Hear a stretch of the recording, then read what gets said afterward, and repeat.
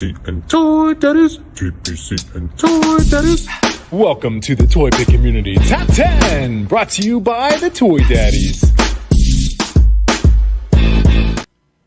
What's going on, ToyPic Community? It's your boy Yimbo and the Toy Daddies, No.Chewing and Toy.Father. Just in case you missed it this past Sunday, I got a new microphone. Yes, Yimbo has a new How you toy. doing, gentlemen? I'm doing well. It's really great to be on. Yes. Listen to those dulcet tones. I think we could do this all night.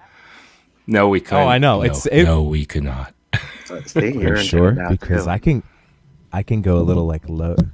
All right. It- Hi, everybody. This can be our thing. What's going on? We just do ASMR for 3 hours. We're gonna blow up. It's gonna be amazing. Let's do 4. Oh man, I 4 really like hours. Josh Brown. Make it even. Bow chicka wow wow. Well, hello, ToyPic community. It is the Toy Daddies. We are back again for another TPC Top 10. Of course, another amazing set of photos for us to discuss tonight. And as we have been doing, we bring on another spectacular guest. Hopefully you guys know him. He just crossed, I believe, 1,600 followers on his own account, which is amazing. And I love the toy photography he's been doing. But it is Zach Oat from Diamond Select. So we're going to get a chance to pick his brain. How's it going, Zach? Welcome, Zach. Good. Thank What's you up, for Zach? having me. So welcome. And so chat again. We have one of the best chats that we could ever ask for. So tonight, guys, if there are any questions about Diamond Select, Marvel Selects, we're of course going to highlight Mini Mates because it is the March of Mini Mates. Fire away, and we will start them off and ask our man Zach. So how are you, Zach? How's everything going? It's going good. I'm just got back from the home office. Visited there, stole a couple of early samples that I wanted to take pictures of, and it was a good trip. Got to see a lot of new stuff that I hadn't seen before, which is awesome. We're going to be showing it off at the end of April as part of a big Toy Fest, Fan Fest that we're going to be doing online.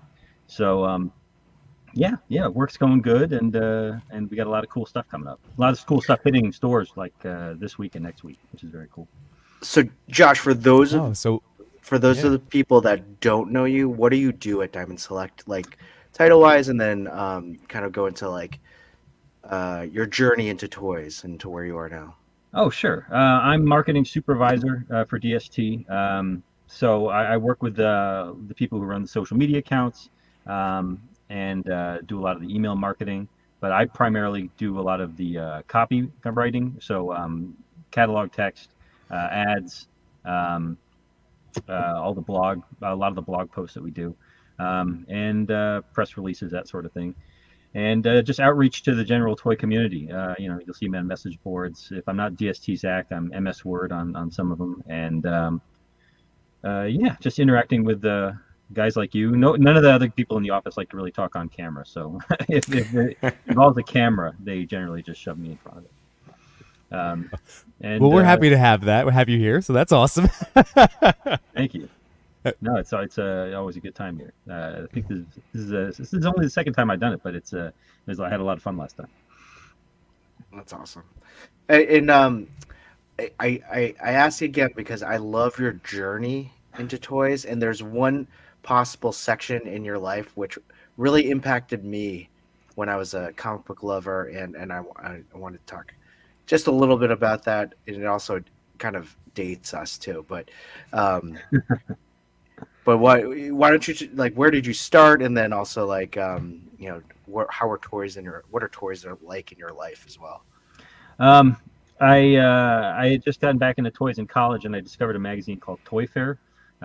And I read a few issues. I wasn't like a diehard reader, but I read a few issues, and I liked it because I was a big Wizard reader. I was a big comic reader, and when I got out of college, I was looking for a job. So I asked Wizard, if they were hiring, and Toy Fair called, and I'm like, oh, that's cool. That's unexpected, but that's great. So I got a job as a copy editor there, and I was around for about 9 years. I was editor by the time I left, and then I went and did some movie criticism and TV blogging for a little while, and then I came back when DST had an opening. So I've been with Diamond Select Toys for about 13 years, I think, at this point. And yeah, it's a great group of guys. I got to know them when I was working at Toy Fair. I got to work on Twisted Toy Fair Theater, which was a lot of fun. And I got to go to Toy Fair a bunch. And yeah, I made friends at Toy Fair and Wizard that I still talk to today. You know, even though I've been gone from there for, gosh, it's probably been almost 20 years at this point. But yeah, it does date us because Oh my gosh, it does. yeah, there are still some cool toy magazines out there, but yeah, the toy internet was still just on the rise when I was working at Toy Fair. Was it like, I can imagine 20 years ago, it was just like smoky rooms because people are just smoking cigarettes and lots of coffee. That's about it. Yeah, those old-fashioned green visors, you know, the editors Yeah. wore, and yeah, you know, not a lot of coffee, a lot of late nights, a lot of cokes, and staying up with the guys playing video games, and you know, like WWE and Halo, and Are you talking about college or are you talking about a Toy I'm Fair? talking about Jeez. Toy Fair. It was like That's college. amazing. Oh, that sounds so good. It was all 20-something guys just hanging out, having a good time, and yeah, no, college I didn't play a lot of video games, but once I got there, I was it was every night sometimes. Dear Watching Lord. wrestling, playing wrestling, and yeah, it was a good time. A lot of great people. Yeah. Sounds like a better workplace environment than Google. I wonder. Good one, Yimbo. I wonder if we'll see a resurgence in more magazines, more print media. I know it sounds so silly now because so much of our lives have gone digital, but I also feel like there's a big push of a kind of reverting, going back in time a little bit, you know, like with our, you know, so much technology at our fingertips now. Like I see it with movies and DVDs, and people say, you know, get that physical media. It would be really cool. I would love that. Speaking of which, Zach, I had a question for you because, you know, you pride yourself on your writing. You know, like that's something that you've been doing for your whole life. Where, not that like I have to put you on the spot or anything, but like, how do you view AI and the, you know, with both text and like, obviously it's always a point of conversation here at the ToyPic community with, you know, use of AI, how much is acceptable tool or not, et cetera, et cetera. So like, where do you feel as a writer yourself? Intensely threatened. I don't use it myself for work, but I've had I had somebody say, hey, you know, I threw this into an AI thing, you know, to see what we could maybe do as far as getting, you know, different kinds of takes, and it was actually not bad descriptions of the product. You know, I don't like it when people use it for reviews because I prefer the, you know, the personal, you know, attention to you know, to the detail that comes with an actual having the product in the hands, which is why I send them out. But yeah, no, it's certainly a concern for, you know, people like me who write, you know, sales copy and blog posts and stuff like that. You know, hopefully I don't get replaced by robots at some point. But you know, the art side of things, I know is getting a lot more discussion, a lot more attention. But yeah, no, the writing is. The writing part is crazy. I know you can do that on eBay. You can just click on AI descriptions and it'll just summarize your product for you. It's just crazy. In a case like that, it's incredibly helpful. But for something like you know, where you actually need to put a lot of thought into your writing and choose the right words, and you know, you want it to be entertaining as well as informative. You know, I try to make mine entertaining. Even just, you know, a paragraph in the catalog, I try to make it, you know, fun. I don't know if I succeed, but I try. Well, I've told you in the past, like I teach middle school, so, and it's ELA as well as like the photography, mass media stuff. So in ELA, I feel like this has been we've been steamrolled as humanity. like when they just released any kind of, like, whether it was art or writing, it was just like, oh God, it's here. Like, we got to figure something out. Like, this is nuts.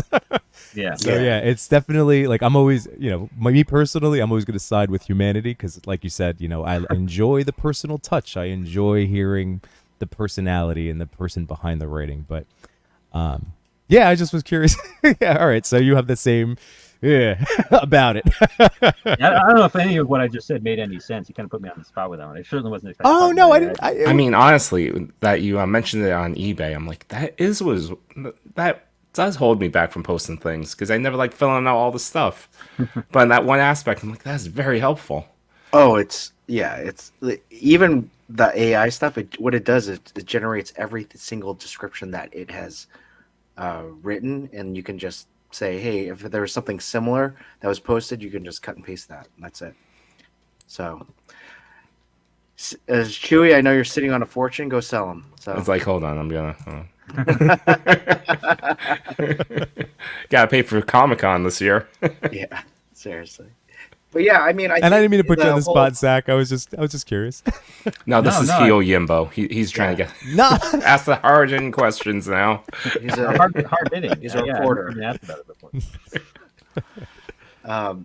When it comes to AI itself, I know. I think it was like Sports Illustrated had laid off some writers and had said that they had done some articles with AI for their sports articles. So that's, I mean, I do think it's something for at least print and other areas where writing is generally what the practice is. It's going to be, it is really difficult to fathom whether or not AI is going to take over or not. But I mean, even in business, on my sides, it was, from friends, I've been starting to see or hear about that there's some clauses in contracts now saying you will agree that you will not use any AI, whatever, in performing your job functions. So. Sorry, again, I didn't mean to get us off track there, Zach. I just also Zach, to let fancy you know, myself a writer. Normally we talk about cardigans, dental hygiene. No joke, dental hygiene is very important. Night guards, sleep's super important, especially if you grind your teeth. Bandanas. Get night guards. We rarely talk about bandanas, but we can because you've been rocking bandanas almost every day for like 2 weeks now. We can talk about hair care. Hair care next. You want to talk about that too, Yimbo? Like get a haircut? Well, I'm just waiting for Toy.Father to bust out his. I know he's got those bandanas around somewhere. Oh no, those were headbands, man. That was back in The the headbands. pandemic. That's what I'm saying. Oh yeah, Whatever it's the this same. is. Yeah, I'm sorry. No, Yeah, not the way you were wearing it. Okay. But Zach, one time like that look of Jacob Marley from Christmas Carol. Yeah. These two guys wear it at night sometimes to relieve tension in their jaws. I didn't realize that. Well, it came with a long night shirt, so they got like a bundle deal. So I mean, okay, if we're gonna get real and be toy daddies here, let's talk about snoring. Snoring is something that really hurts our spouses and our sleep, and so that's why we wear. What is that thing called, Yimbo? It is this thing that just shuts your mouth. Sleep chin strap. Yeah, a chin strap, basically, and it keeps your jaw forward, so it keeps your tongue up. This is awesome. By the way, everyone loves hearing about this, and it's supposed to stop your snoring. It does not stop my snoring. It does not. I have something that I got through my dentist. It's called an oral appliance. It does something similar, but it's basically a night guard for your top and bottom teeth rows, and then like a little like metal push forward, so it pushes the lower jaw forward a little bit. Yeah. So it opens up your, exactly what Chris was saying. It opens up your airways. Oh, Yimbo doesn't want to hear it because I made fun of his chin strap too long. Unfortunate, but it's helped me. My family all have said that I snore way less now, and I agree. I get a better night's sleep too. Have you been using that every night? Oh, really? Oh, yeah, wow, that's crazy. In fact, in January I broke it because I grind my teeth way too much, so it broke. So I was without it for a month. Worst month of sleep I've ever had. Oh, interesting. Because I noticed it. And that's from your dentist? Yeah. Zach, these are more of the Toy Daddy conversations. What are we talking about? No, please, you're giving me great advice. I torture my wife with my snoring. I gotta look into it. Oh man, dear Lord, let's get back to toys. Yes. So Want to talk about I know. pickups? Any pickups? Oh well, I just wanted to. I mean, so Zach, what are you at liberty to share with us? I know you know that Captain America is dropping any day now. Lots of people are excited about it. I currently have my Crimson Fantastic Dynamo is Four the one I really like. next to me. Excellent. Yeah, the Crimson Dynamo. So yeah, Crimson Dynamo hits stores. No, Crimson Dynamo hits stores today, I think. Oh, so nice. I've been getting some out to different reviewers. I got to get some more out. I'm behind. And Captain America hits, I believe, next Wednesday, along with Jean-Claude Van Damme, which I've been waiting for a long time. He's long overdue. Yeah. So I'm excited. I just got mine in hand today. In the mail, so I'm looking for. I already started posing him, having to do the splits and the high kicks and stuff like that. So, yeah, it's a good couple weeks for action figures. Nice. That is awesome. Jean-Claude Van Damme is definitely one that we like. A lot of us have wanted for a very long time. So that's gonna be awesome. I didn't realize that was releasing. Wow. You know who Chris really wants, though, Zach? He wants a ultimate Gerard Butler. Because he feels he's the action hero of his generation. I don't even know what generation he would be part of. But a generation? One generation. He is one of the generations he's been action hero. No, but Gerard Butler, action star. And 300s. What am I thinking? Plane? Gamer. We've seen Plane. Yeah, Gamer's a good one. P.S. I Love You. And then there's a sequel to Plane, which I'm excited for, called Ship. Really? Yeah, it's coming out. See, 27 dresses. Zach. Yes, Zach. See, Zach is with me. It's 27 dresses, not 47. That's ridiculous. Yeah, all the levels are probably great. When my friends and I watch a Gerard Butler movie, we always wait for him to put a knife into somebody's head because he usually does that at least once. He's really good at that. Yeah. He's like he's got that down. Yeah. Just saying. Gamer is a good. I remember Gamer. I gotta go check that out again. Gamer, that was fun. I haven't seen that one. Yeah, that's good. That's like has some classic tropes in that movie. Very old school images of the internet and and online gaming. Yeah, that's very true. Well, our friend tonight. What was that movie with Ryan Reynolds where he's like an NPC? Free Guy, right? Oh, Free Guy. Yeah. Kind of like that. That was good. I liked it. Yeah. I think they're supposed to be making a second one. I think so. I think Sean Levy, also who directed that, is doing Deadpool, right? Yep. Yes. All right. Gerard Butler, love it.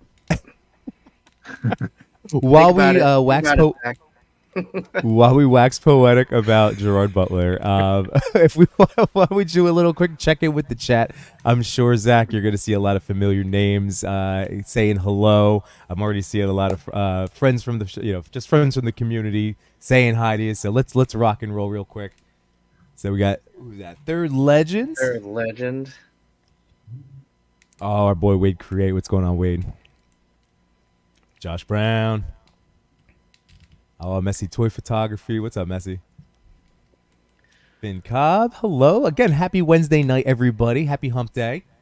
Happy X-Men 97 day. Yes. I watched the first 2 episodes. Oh, yeah. Zach, did you get to check that out yet? Check out which? X-Men 97? No. I was never a huge fan of the old cartoon, so I haven't been like waiting for X-Men 97. But yeah, when I was already into comics at the time, and I was like, this isn't how it happened in the comics. I don't like this at all. Rah, rah, rah, rah. This one, I was very grumpy. This one, I will say, I don't remember how it's been a decade or more since I saw where we last left off. I don't think you need to even see the other ones so far. Just dive right in. It's really, yeah, it feels more what I imagined the series being based on the comics. I have heard good things. My buddy Agent M, who works at Marvel, he he was saying very good things about it, so I got to check it out. It's excellent, and it's just the feels from the old cartoon go down to the opening credits and the same voice actors. I was wondering about that. That's great. It is so good. Yeah, and the same like complex storylines and just the drama. It's like a soap opera. I think it's even better though. It is than a soap opera. Yeah.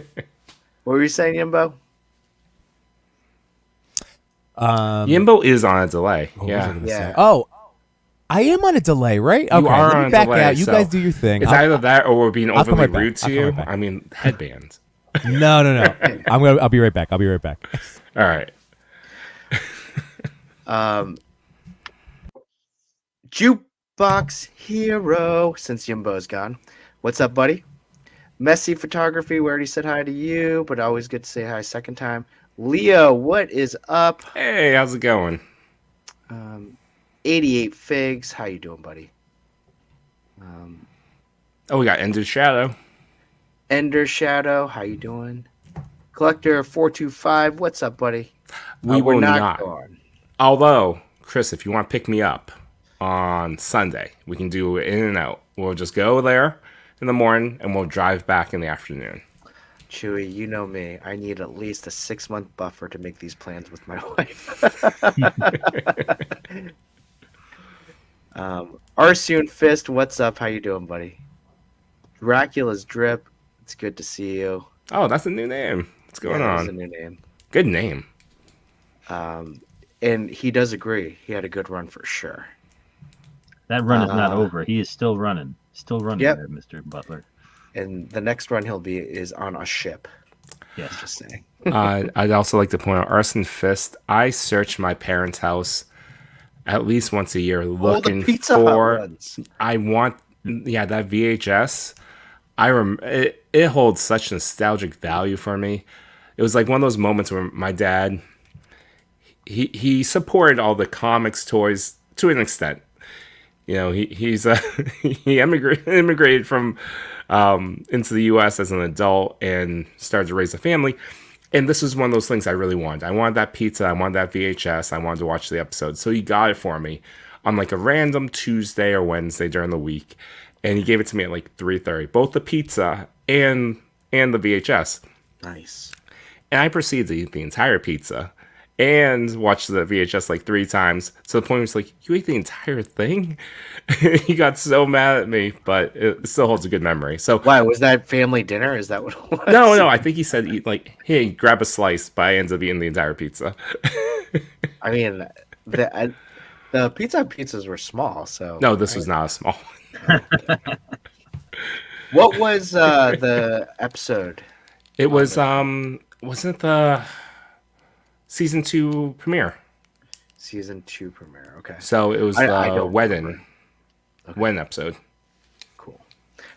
Yeah, I don't remember them. I know there were a few of them, and I had a few. I only know the one where it was black and red cover. Oh, okay. I think there was a morph one, wasn't there? Was there? Oh, I missed out.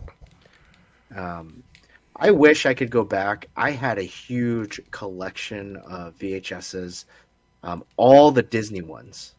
Like in the clamshells? In the clamshells that I know go for a lot right now, and they're big like collectors. That you could put on eBay and use AI and generate it immediately. Yes, exactly.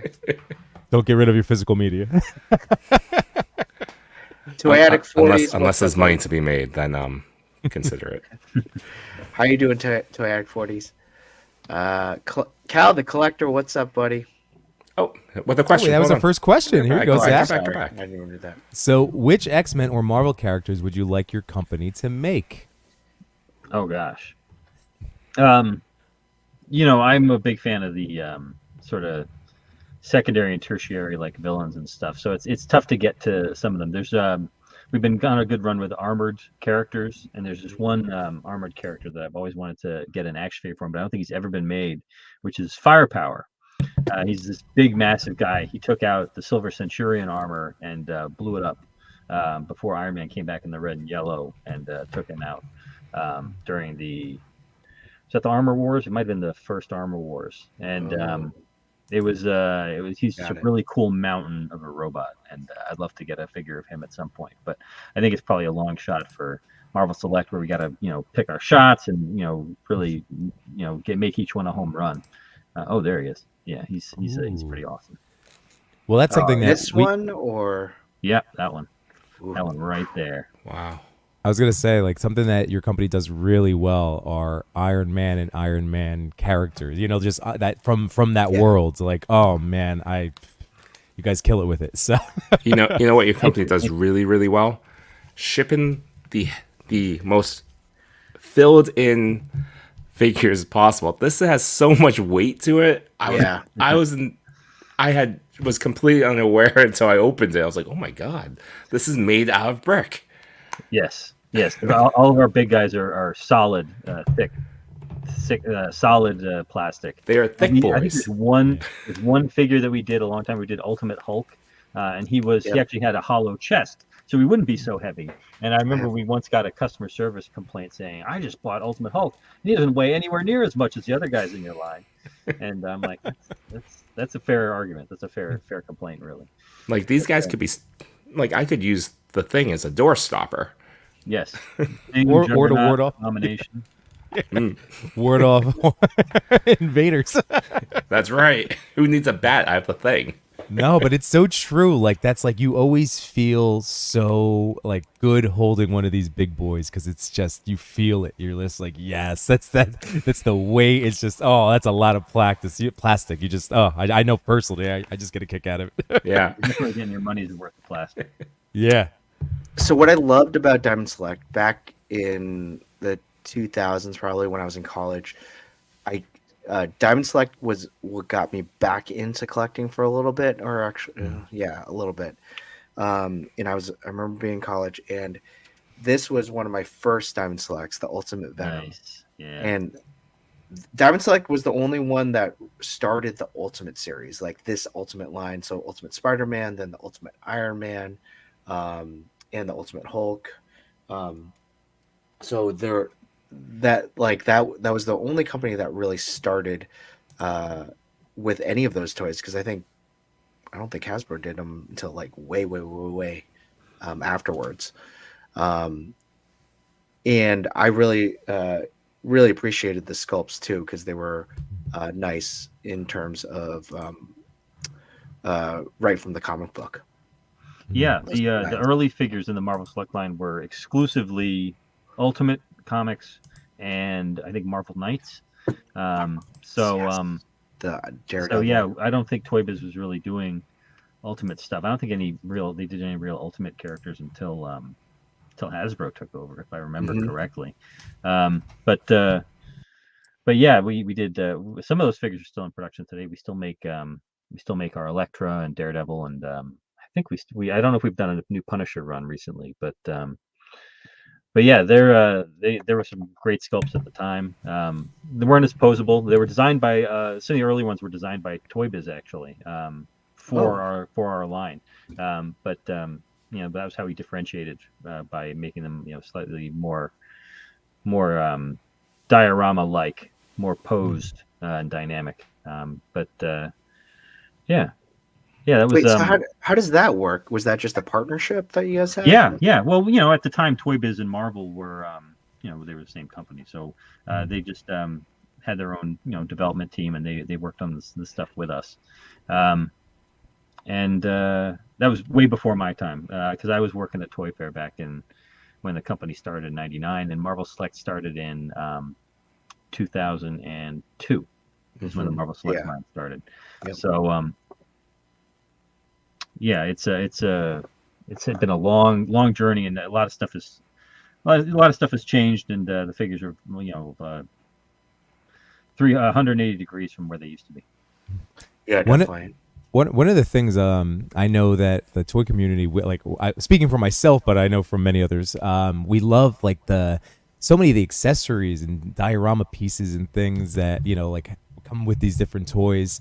Has there ever been any conversations about pieces like that, or accessory packs, or diorama like just sold individually, or packs, etc., like anything along those lines?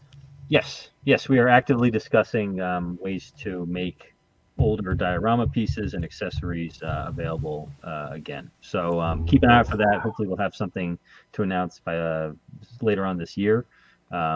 But we are, looking at what we've done and what can be brought back and what would be, good for the community, for the photography community and for the display community, on-shelf collectors. And it's been pretty cool. I'm working on it directly with one of the product managers. The ultimate Spider-Man prop, please, of him like webbing up that guy to the. Oh, the guy webbed to the wall. Yeah. Wall. Yeah. I mean, that's a good idea. Yeah. Throughout the line of Marvel Selects, that like so many come to mind. I know our buddy Machu has he bought the black. It was the black cat, and it had the Spidey that could, the statue that can cling and look through the window, and it had the opening safe. I have the smashed up car that I love so much. I mean, like there are just so many good ones that. Yeah, I mean, you tell the fact that you're involved, that makes me so happy. And when you're ready to make an announcement like that, this is the perfect spot, because this is where the toy photographers come to chill. So yes, that would be great. I know the three of us will be very excited. So I loved Ultimate Carnage, which you don't see a whole lot of, and then the zombie Ultimate Spider, or the zombie Spider-Man, which is great. I have them still boxed. Oh wow! And I love them. But the one, so what would you say is a prop in this figure? The Green Goblin with the Spider-Man, like carrying off Spider-Man. Is Spider-Man the prop in there, or would you say that's like? That's a tricky one, because it's all distinctly one Marvel piece. Stuff. We wouldn't do like a roped figure, and that's very specific from that one line. We wouldn't do the Goblin Glider or anything like that, which I think would probably be the diorama piece in that set. But no, we're looking at like alleyways and different floor pieces and things like that we can use, that we can work with display armatures and stuff like that. So we'll see how it goes. It should be a very cool project, and hopefully it's received well. Yeah, I mean, like this is in the last let's say 4 years, as the toy photography community continues to grow. We've seen it now, so many different dios now, not just coming from the exceptional dio makers that we know in the community, but now even from a manufacturing standpoint, not to bring up competition, but like with NECA having sewer dios, for instance, just comes to mind. So that I just feel like Diamond would be perfect for stuff like that. You guys already have hopefully you still have the molds. Oh yeah, we got a lot of molds. All right, but yeah, no, the dioramas that you can get on the market, like extreme sets and stuff like that, that's all. It's just amazing that all that stuff exists nowadays. Yeah, so true.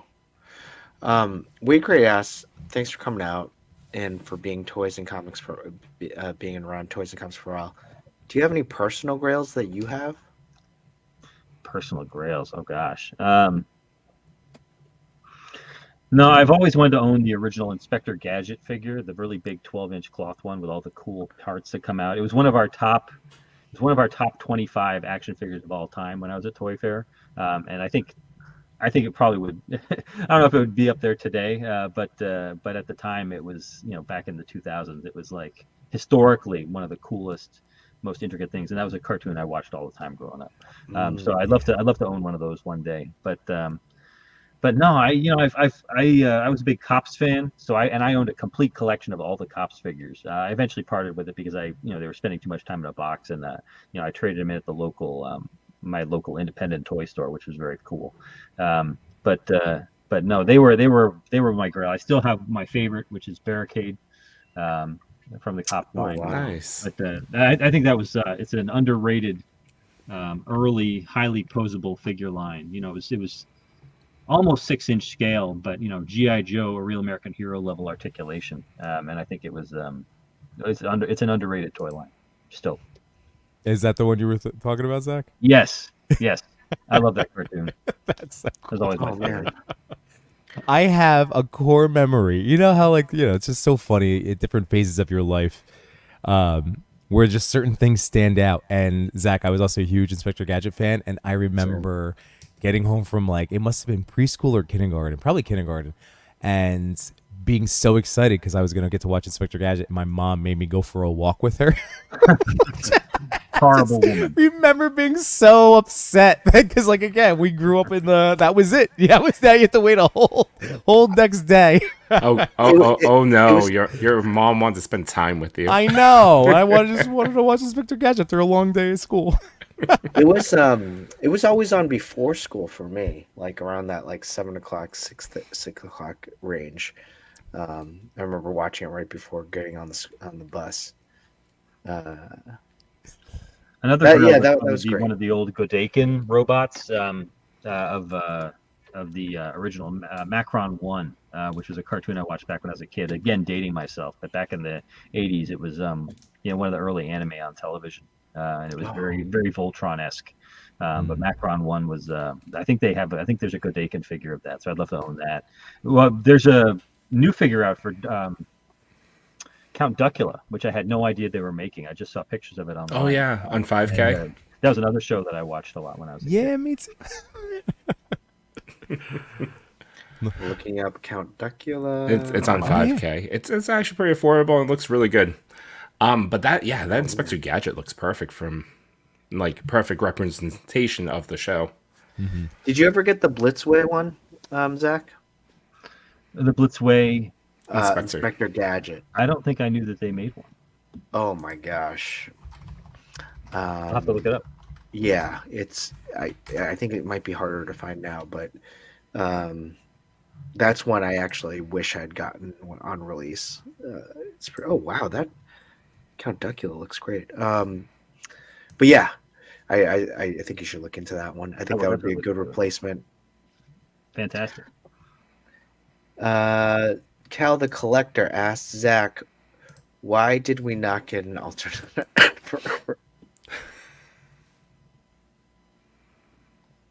I'm not sure if that was a joke or not, but why did we not get a alternate head for Red Hulk? I'm not sure. I think when we do the big figures, they're actually pretty expensive to make, and we don't make a ton of money on the big figures. It's because they are so much plastic, unless we do a couple production runs of them. So it's not something where we can necessarily include a lot of extra pieces with a big figure like that. I know we did an alternate head on the Savage Immortal Hulk, but I just wasn't in the cards for the Red Hulk, unfortunately. That would have been cool, to do a different head for him. Oh wow! Yeah, Blitzway. Yep, that's cool. I have to look that up. It looks so good. Doesn't that look good? Oh my god! Neat. Even better. Very good. Cool. All this stuff. Oh man, he would be really fun to roller skates. I know. Hit it with all my. Oh, that's neat. I feel like that show was the epitome of what voice cartoon acting was, right? It had a lot of just great voice actors and characters there that were very memorable, from Claw to Inspector Gadget himself. Penny was very plain, but also noticeable. And who was Penny's dad? What's his name? Chief? Was that her dad? Her dad was the chief? Yeah, wasn't that her dad? I thought Inspector Gadget was her dad. Maybe I made that up. Oh, maybe Inspector Gadget was her dad. You're right. Isn't there a theory that Claw and Inspector Gadget's the same person? Ooh, that's interesting. That's meta. You guys are really challenging my 5-year-old knowledge of Inspector Gadget. You went on a walk. Yimbo. Yeah, if you didn't go and spend quality time with your mom, you probably remember this one episode of a 100-episode series. No.Chewing and I were finishing off the pizza.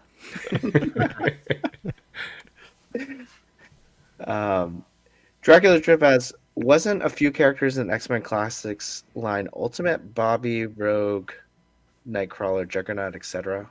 I don't know if they were Ultimate. I don't know if they ever made an Ultimate Rogue. Did they? Ultimate Rogue. That'd be a good one to get. Mm-hmm. Yeah. I think, maybe Oh, maybe Dracula was talking about Toy Biz. They could have done that. They You're did right. do, yeah, I think they did do a Ultimate Rogue. Yeah. It came with like a Sentinel head base, I think. Ooh, and Arsene Fist asks he just needs the pinball dio from yeah, that Punisher scene. that's such a good one. I just want an That's in-scale pinball machine without a guy crashed into it. Just a regular pinball machine. They do all those in-scale arcade games, but nobody does in-scale pinball machines. Why not? That's great. Yeah, that would. That's true. You're onto something. Just saying, we all have our own versions of little arcades that we can put together. So, pinball machine would fit in perfectly. That's actually a really good idea because you can do a lot of label slapping and Zach, you're onto something. It's probably nobody's licensed it. Just making a Spider-Man pinball machine in scale and sold it at Walmart. That's just a no-brainer to me. Yeah. Oh, Yeah. yeah. I would scoop that up in a heartbeat. 100%. Well, Chris, I wanted to put up, if you want to share this out, because Zach, something that obviously, like, not only do we love the selects, but then all of the dioramas that have been coming out. So Capwolf Photos has been doing just a spectacular job with these PVC dios. So I mean, this is the Indiana Jones one. I mean, this is incredible. Yeah, Capwolf does amazing stuff. He's great. Yeah, and here, let's see. Yeah, just. It's like again, it's just incredible. He does such a good job. Sitting on a box from Extreme Sets. Yep. He doesn't even need the set; he just needs the box. Yeah, just the box. It's a good box. But yeah, he does a lot of great. Look at that. That's great, man. It's again the sculpting, the paint. These are the things that stand out to us, regardless of diorama or selects. I mean, spectacular. That's I true. love shooting the dioramas. I don't have to worry about nailing the pose because they usually are. This Lord of the Rings stuff is fantastic. Yeah. But yeah, shooting the dioramas makes toy photography a lot easier because you just got to find the right angle. But the pose is already there and locked in. Mm-hmm. Yeah, these the Lord of the Rings stuff is great. I mean, I love that Sauron figure. Oh man, I gotta get some Lord of the Rings stuff shot. It's so good. Oh, here's another one. Look at that. Ooh. Yeah. Yeah. So Capwolf, shout out to you, buddy, because that's really he's just killing it. I was waiting for this one. Is there any chance for some future zombie reissues? Ooh. I'm not sure what the status is on the zombies right now. I know that we couldn't do zombies for a long time, but then we did the zombie villains. We did Sabretooth and Magneto. I don't know about any reissues in the pipeline. I don't know whether it's possible, but I know there aren't any currently on the docket. But I'll ask and see if that's something that we'd be interested in. We work with our sales team at Diamond Comics, to see what they see demand for and what they think makes sense. So, it's a conversation worth having for sure. Mm-hmm. So how does that work? Like, is there when someone has an idea, is it like, I would imagine there's a panel of Diamond Select people and you come up and you're like pitching the idea and they're like, come on, here we go. We're going to do zombies, Marvel zombies. We got all of them. Here are our designs. And then you give like a yay or nay, and then the person gets tossed out if it's a no. How does it work? With Marvel Select specifically, we really do try to look at what the fans are asking for. We look at what people are talking about online.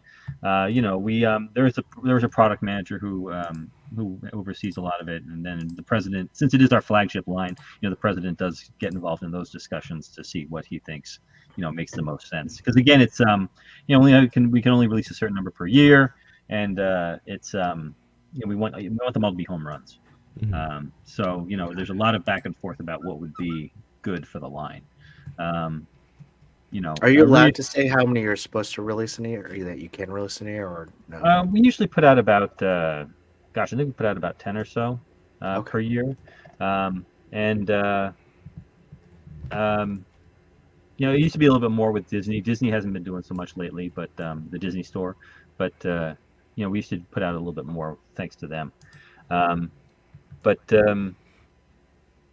it's definitely a long conversation about who would make sense for the line. We're not in the rush to put out 5 waves of 5 figures per year, where we are trying to figure out who's going to pad out a wave or fill out a wave or anything like that. So we want all of them to be figures that everybody's going to want to pick up, and we put a lot of effort and time into making sure each one is has the features that we think people are going to want too, like the War Machine we just revealed, which is it has the interchangeable Mark 1 and Mark 2 shoulders and chest, and blast effects for the weapons and stuff like that. So we definitely try to make each piece worth the $29.99 that we charge. Mm-hmm. Sorry, Chris. Sorry, Yimbo. I'm just gonna cut in right now. It's okay, because I do have an idea for Zach, and I really think if you're really going for what the people are asking for, you can ask everyone in this chat. Everyone in the chat, what would you like Diamond Select to come out as their next figure? Research purposes. Research. Get the notebook. No, I'll write it down. Sure. And people in the chat, what you really want to hear and I mean see for Diamond Select to do. Yeah, so we're getting a lot of things right here. This is live. So Laser Man, Hey Man, all right. Laser Man. So let me tell you, Zach, when I was a kid, when I was 9 years old, I made a comic book. His name was Laser Man. And basically he was Iron Man. So you already have that mold, but with an L on his head. So I have a prototype. I have a custom that I think I can show you. I'm doing my pitch right now, and there's a whole Laserverse world. And as a fellow writer, I think you would appreciate that I've written also a 6-page mock-up of his origin story that introduces the entire world and his villains. So I spent a lot of time on this, and I think your team might be really impressed. If you want to hire me as a sculptor, I totally understand. Actually, I didn't sculpt this, but if you want to hire me as a concept design, I totally understand. Here we go. This is Laser Man. That's fantastic. I love him. See? Did you hear that, guys? That's fantastic. I love him. See? I'm a big Iron Man fan, so I think by default I'm a Laser Man fan now. So yes. Let me show you because the wonderful chat here, we've come up with some lore of Laser Man. It's been fantastic. So we have some villains. This is Reflect Sean. For the record, Zach, we have been working on Chris's elevator pitch. So this isn't bad, Chris. That was 2.5 minutes. That's an improvement. It's a good job. This is a villain called Fecal Matter. Fecal Matter or a Shitstorm. Oh my gosh. I'm sorry, guys. I need to get the other guy. I'll be right back. Hold on. This is taking a turn. Yeah. We should have warned you, Zach. This is a bit we do. And by we mean Chris. Yeah. All right, I'm back, guys. So this one is this one I do love. This is like a villain / best friend. His name is the Mooterin, the Divine Bovine. He has mystic powers. That's awesome. Now that is my favorite one. This is a treat for everyone in the chat tonight. I debuted a villain called He-Man, and that was kind of a prototype, but I upgraded. I put some soft goods on it. I showed Yimbo and No.Chewing last night. They were super impressed. They were actually blown away by it. So here's a new He-Man 2.0. He-Man 2.0. Here we go. Nice. Look at that. Oh, you covered up the things. Good job. Yeah, I cover up the things. But yeah, overalls. Really, honestly, I'll be telling. This was like a 1/12 overall that I cut right in the middle, down in half, and then hot glued it together. Just like a MEZCO. You made a MEZCO. The best thing was I caught my dad playing with it. I would have loved to hear the thoughts your dad probably had as he was looking at this toy that you put together, being this older Asian man, being like, I didn't have the heart. I didn't have the heart to tell him that I made it yet. Ender's Shadow wants to know, does the divine bovine squirt chocolate milk out of his horns? He could, but I mean, he has mystic powers, so you could just, conjure it. You know what you need to buy for the divine bovine? You need to get that Sakara Tomy 3000 Mystic set. The one for Doctor Strange, but he's doing colorways. He has an all purple one. Okay, purple would work. Yeah, and then you can paint the hands because he has hands that fit with the Marvel Legends. You just paint it white, and suddenly your divine bovine has a whole lot of magic power. I mean, for cost purposes, Zach, I think you could do these two. These would sell well. Maybe as a 2-pack. And if you did a 2-pack, you could do a diorama because you know what the fans really want: haystacks. Farmland. Barn. I mean, I can give you an insert too, Zach. I know you're blown away because you haven't said much, but it's okay. I'm just thinking about hay bales, why there's never been any hay bale accessories with any action figures. It's just another missed opportunity there. Oh, totally. There's some art that I made that you can just put in as a background. Like toy photography right there. See? Bam. Oh, Laser Man in the farm. Yeah, it is a scarecrow. That's Look at that, guys. He recognized my art. So do they all live on the farm or just Heyman? So his no. So part of the origin is that Laser Man is the son of a wealthy dairy conglomerate CEO, and they all lived on this farm, and he lived a childhood of you got to work hard, you got to milk the cows every in the morning, and then a meteor hit the whole farm, and this meteor transformed many of the workers and people on the farm into different villains, and then transferred Larry Laserman into Laserman. There's a whole backstory about the armor too. The armor itself was created in this military forge by a man called the General, and we can get into this. So it's there. If you want to run it by your team, I hear you. And my email. I will call your email. You call my email. There it is, everyone.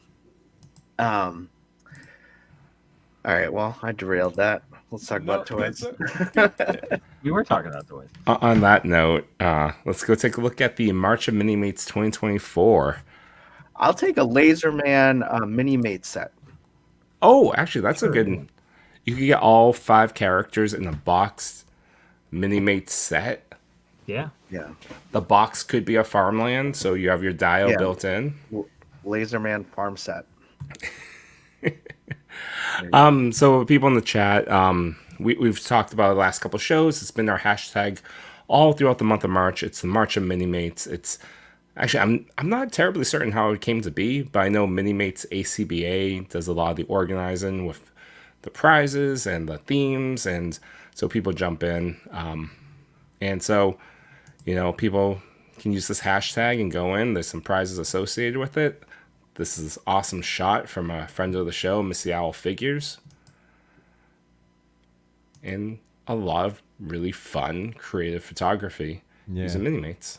Zach, have you been happy to see the more usage of Mini-Mates in toy photography over on Instagram? Because I've definitely noticed a lot more since you and I first interacted at New York Comic Con a few years ago.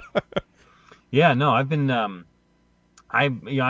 all for. I've been following a lot of Mini-Mate photographers for a while. They've been around for a while, but I've definitely been trying to spread the word about Mini-Mates. Sending them out to different photographers that I like. Who I think would do a great job with them, and And I've been Oh my gosh. I've been shooting Mini-Mates for a long time myself. I've been trying to do one every day for March of Mini-Mates.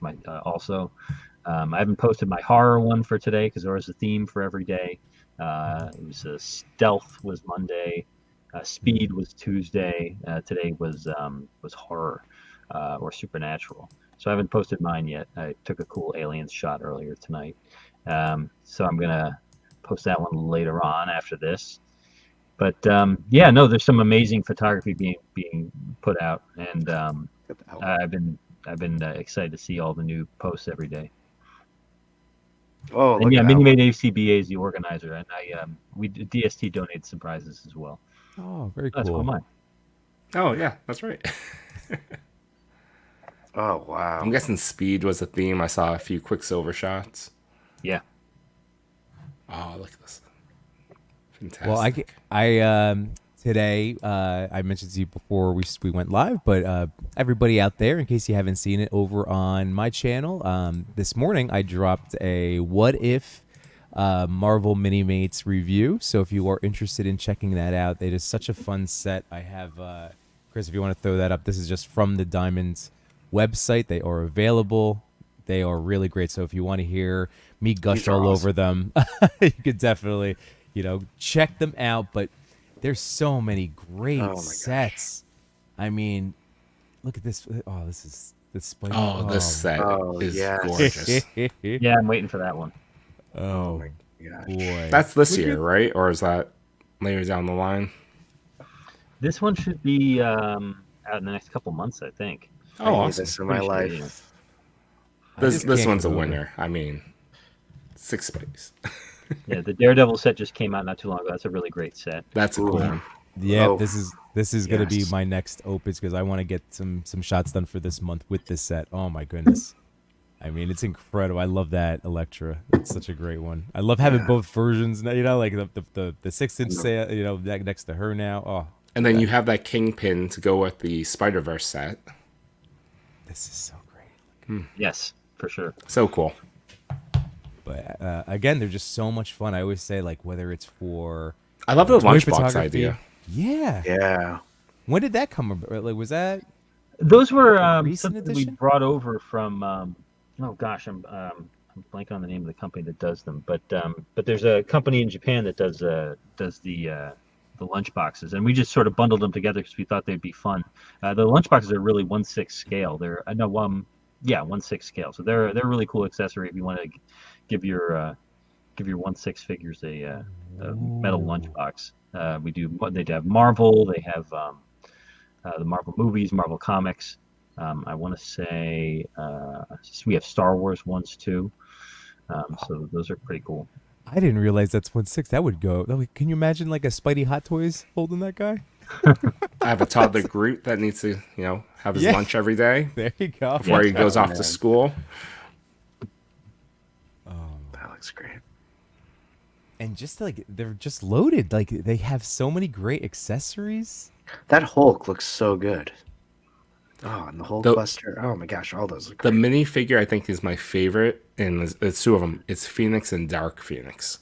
The glowy accessories that came with both of those are amazing. Excellent. So neat. So neat. Oh, love it, love it, love it. That's cool.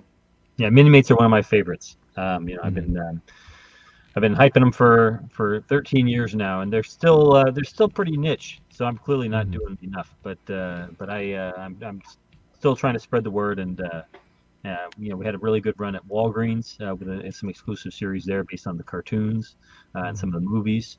And there's a lot of other Mini-Mates lines besides Marvel as well. There's Teenage Ninja Turtles we've been putting out themselves regularly, and Last Ronin. The Last Ronin set is great. Last Ronin, yeah. Yep. We got 2 new sets that are going to break for San Diego. We got a Transformer set and a Ninja Turtle set. So nice. We'll be announcing those probably in the next couple months. It's our Dungeons and Dragons sets did really well. I think we're looking at doing a 3rd set of those. Oh, really? Very cool. Our AEW figures have been doing very well. We have a 3rd set of those coming out. You have a wrestling ring coming out soon. Yes, wrestling ring. Yeah, our first Mini-Mates playset in a long time. if ever. If we want to call it a playset, I think it's probably the first one we've ever done. We were going to do a resin one a long time ago. Oh, there you go. You got series 2. Yeah, that's got Orange Cassidy. He's one of my favorites. Yeah. Is that CM Yimbo in that pack too? No, hold on. CM Yimbo's over here. Yeah, he's in series 1. Yep. There he is. Rare. I think. I mean, you say that you haven't. I mean, okay. I feel like I see Mini-Mate's presence much bigger in the toy photography world than when we like had you a year ago or 2 years ago on the show. Like, I think it's working. I think the popularity has gone up definitely. Mm-hmm. Great. You guys are doing great jobs with them too, man. You guys are killing it with your photos. Yeah, Thank you. I appreciate that. Yeah. Oh well, Chewy, like he just like God, your Transformers pictures, like when you went on that run last March. I mean, that was That's super fun. That's where your photography gets highlighted. Those Mini-Mates, like Zach, you really said to me when you were on the show last about Mini-Mates is it's like what you want Lego to do, like what you see in like those like where they like pop off the leg and like you have to use a little bit of tack to make it look like it bends at the knee, but you don't have to do that with Mini-Mates. It just does it. Yeah. I try not to compare them too much because they are so very different. But they are. But yeah, you know, the animation of Legos is always very interesting to me because they're constantly running around and turning around and twisting and turning and you know, they don't do that. That's why I love the Lego movie so much, because it shows how they actually move and how they actually articulate. I love the Lego movie. It's great. How did the Mini-Mates like come as an idea? They were developed by a company called Art Asylum back in, I think the first Mini-Mates came out in 2002, and they were 3 inches tall. They were developed based on, Lego inspired a lot of minifigures over in Japan, like Kubrick's and other figures like that, and this was sort of Art Asylum's response to that. Collectible adult, not adult oriented, but more articulated take on Lego. And they were 3 inches tall at first. They did like Rock Stars, they did Crouching Tiger, Hidden Dragon, they did Star Trek. And then they started working with a company called Play Along to do this line called C3. They did some Lord of the Rings ones that were like 3 different sizes. You had like a 3-inch Sauron, a 2-inch, a 2.5-inch human, and then a 2-inch Hobbit, which was very cool. They did a whole construction line called C3 with the Justice League and the Batman. Actually, I just recently landed one of the sets, which was the stealth Batwing, which I thought was really cool. Whoa. That's cool. I never had it back when they were out, but now I have one, so I'm excited. Nice. Yeah, Mini-Mates have been around for 22 years, and they've just gotten more and more detailed. And the head designer on there is a guy named Barry Bradfield, and he does amazing work. You should follow him on the Instagram. He's great. Oh, all right, we'll have to shout him out. DuArt Studios, incredibly talented diorama maker that does great work with Four Horsemen Studios. He's right. I think Mini-Mates need some sick dios. DuArt, if there's anyone that could do it, I bet you could do it. Oh man, please, yeah. DuArt, the scale would make this go very quickly for you. That's what I'm saying too, because he's usually making. I mean, Zach so not this past November, but the one before it, when I went to Legion's Con and I had met him. He had a gladiator pit, and I had just gotten the Marvel Select Hulk Ragnarok, and he let me shoot it in there at Legion's Con.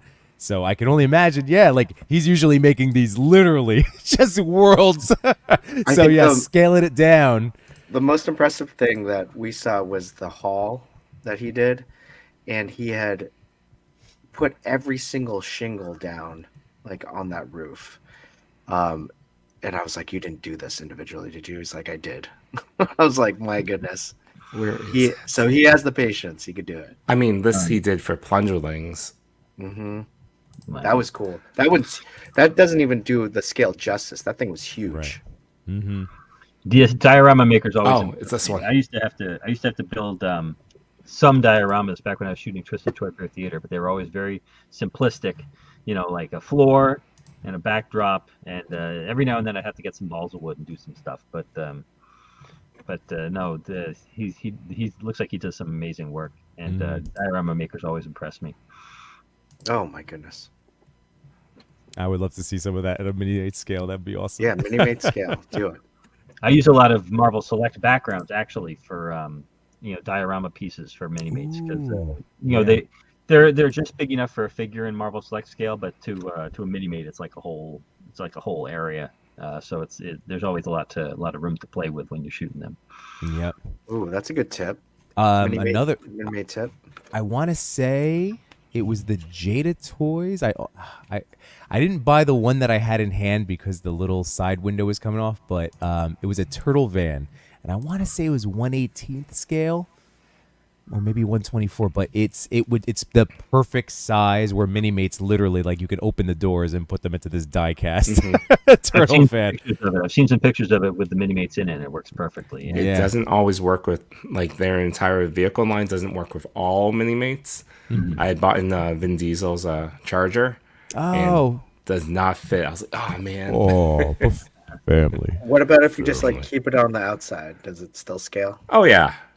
It's just inside this, seats and all that gets in the way. Ooh, Finn Cobb says I love mini-mates with Playmobil. Oh, that's good. That's a good idea too. That's a good one. Yeah. Zach, I wanted to showcase because again, we're going to be talking toy photography tonight. I know you're excited about that. Again, thank you so much for spending your evening with us. But I wanted to highlight the work that you've been doing. So here we go.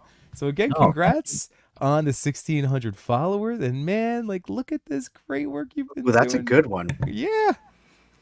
I mean, these are excellent. The one that got me, oh my God, this one. I love it. I'm proud of that one. Yeah. What do you use for your camera? Is it?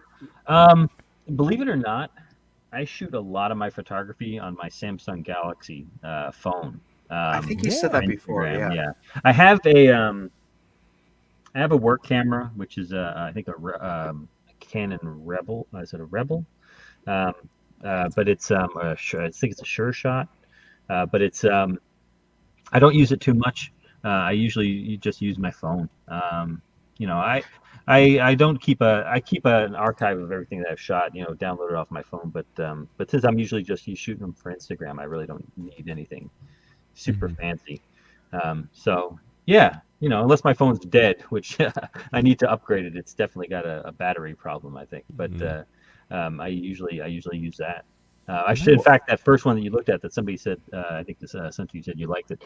The one on the blue background. I actually shot that figure mini-mate in front of my computer screen on a train coming back from Baltimore, and then I sent it to my computer, and I threw into Photoshop, and I did some blurring, and I did some color balancing and stuff like that before I posted it.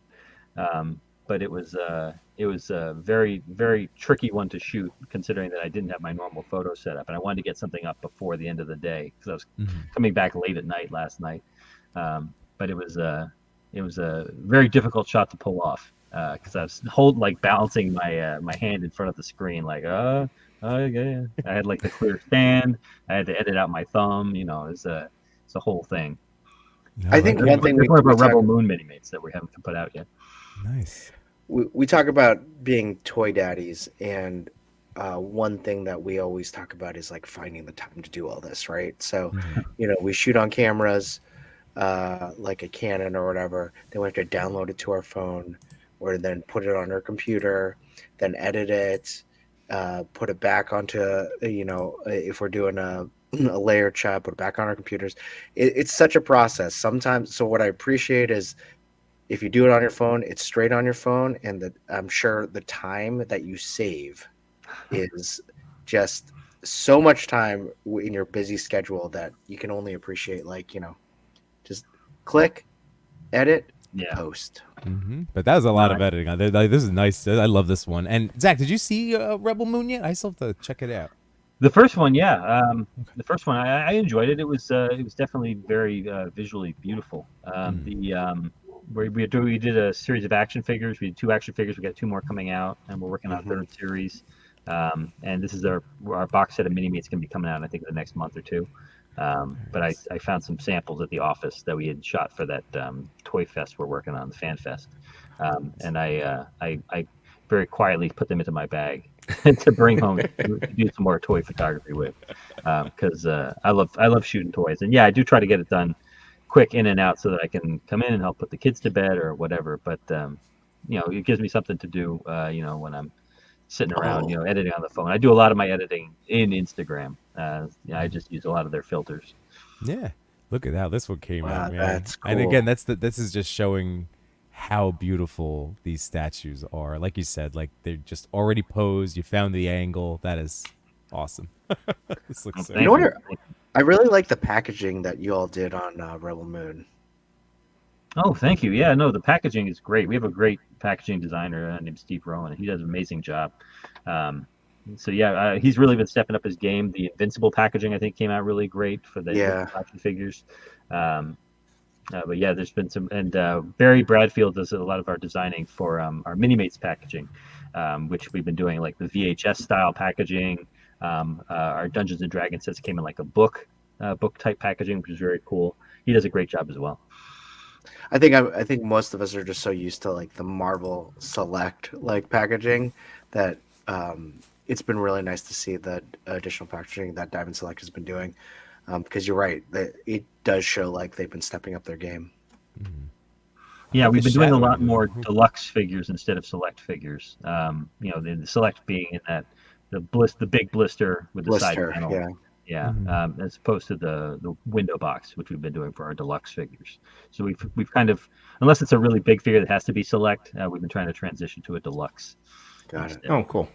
Oh, interesting.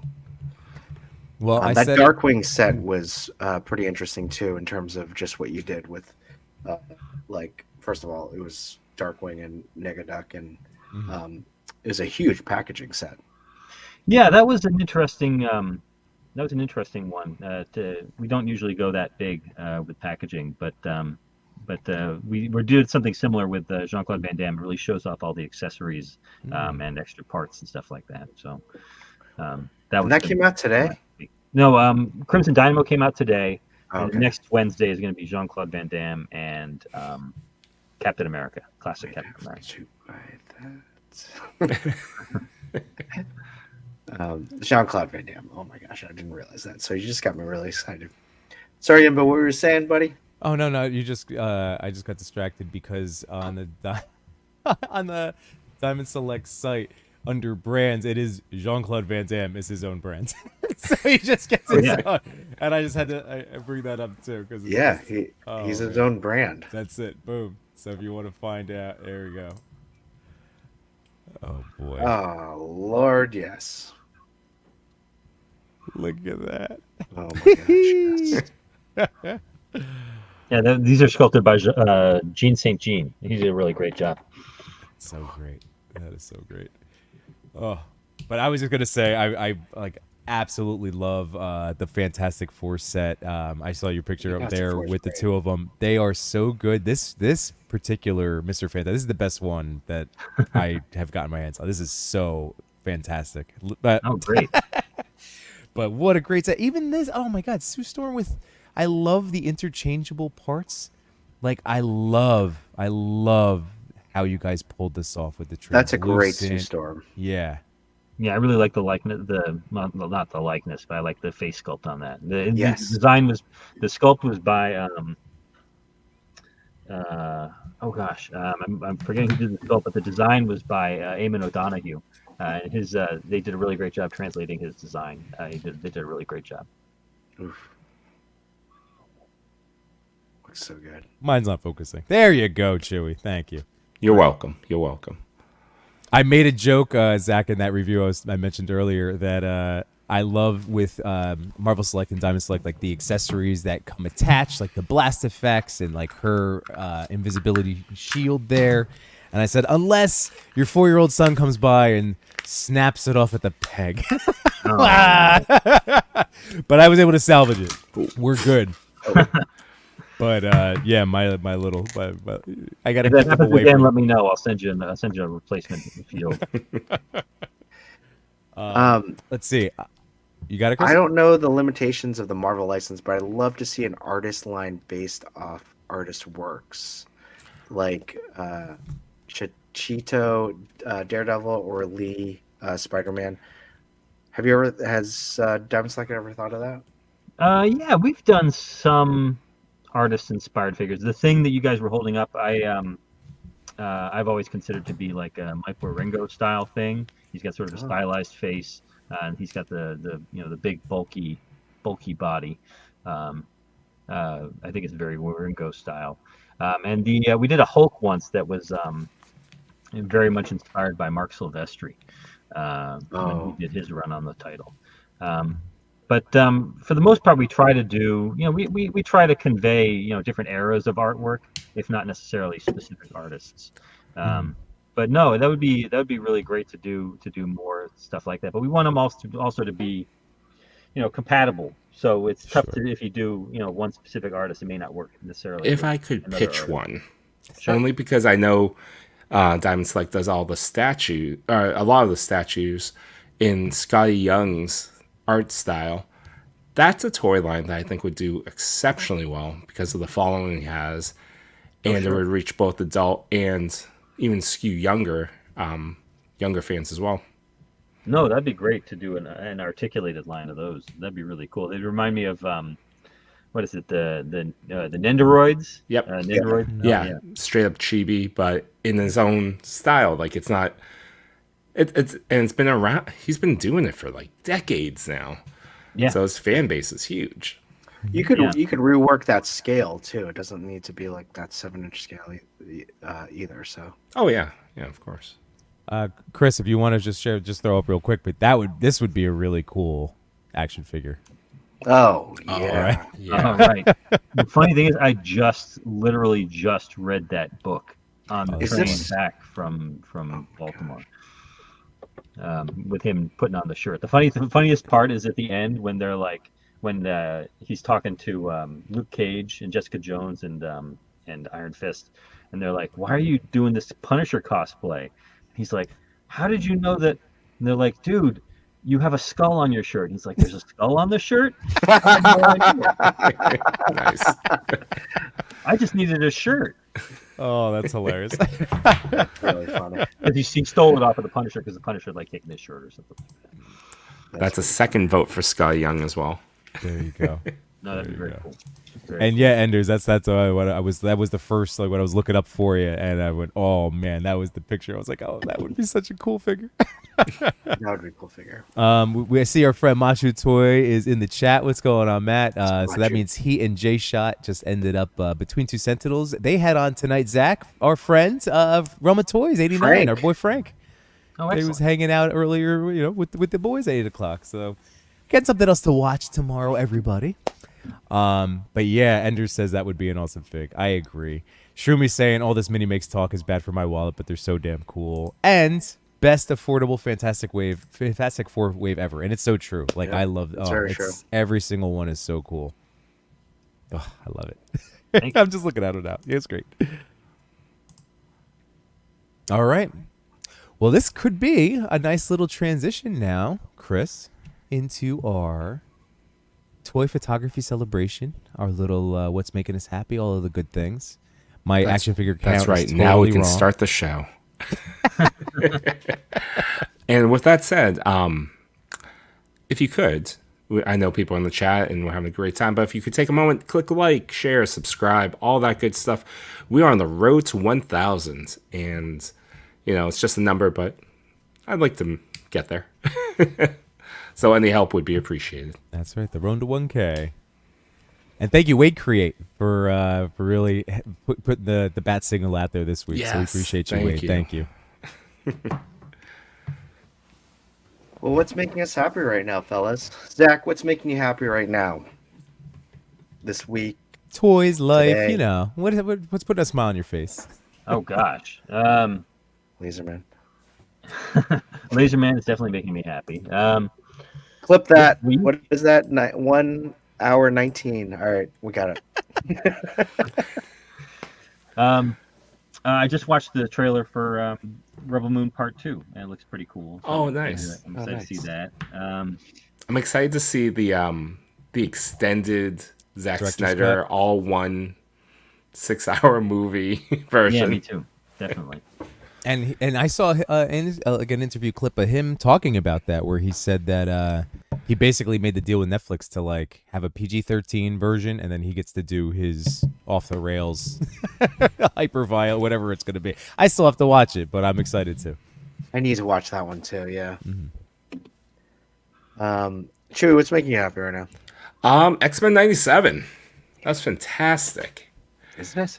Made me so happy. I only watched the first episode and 5 minutes of the second, but it is awesome.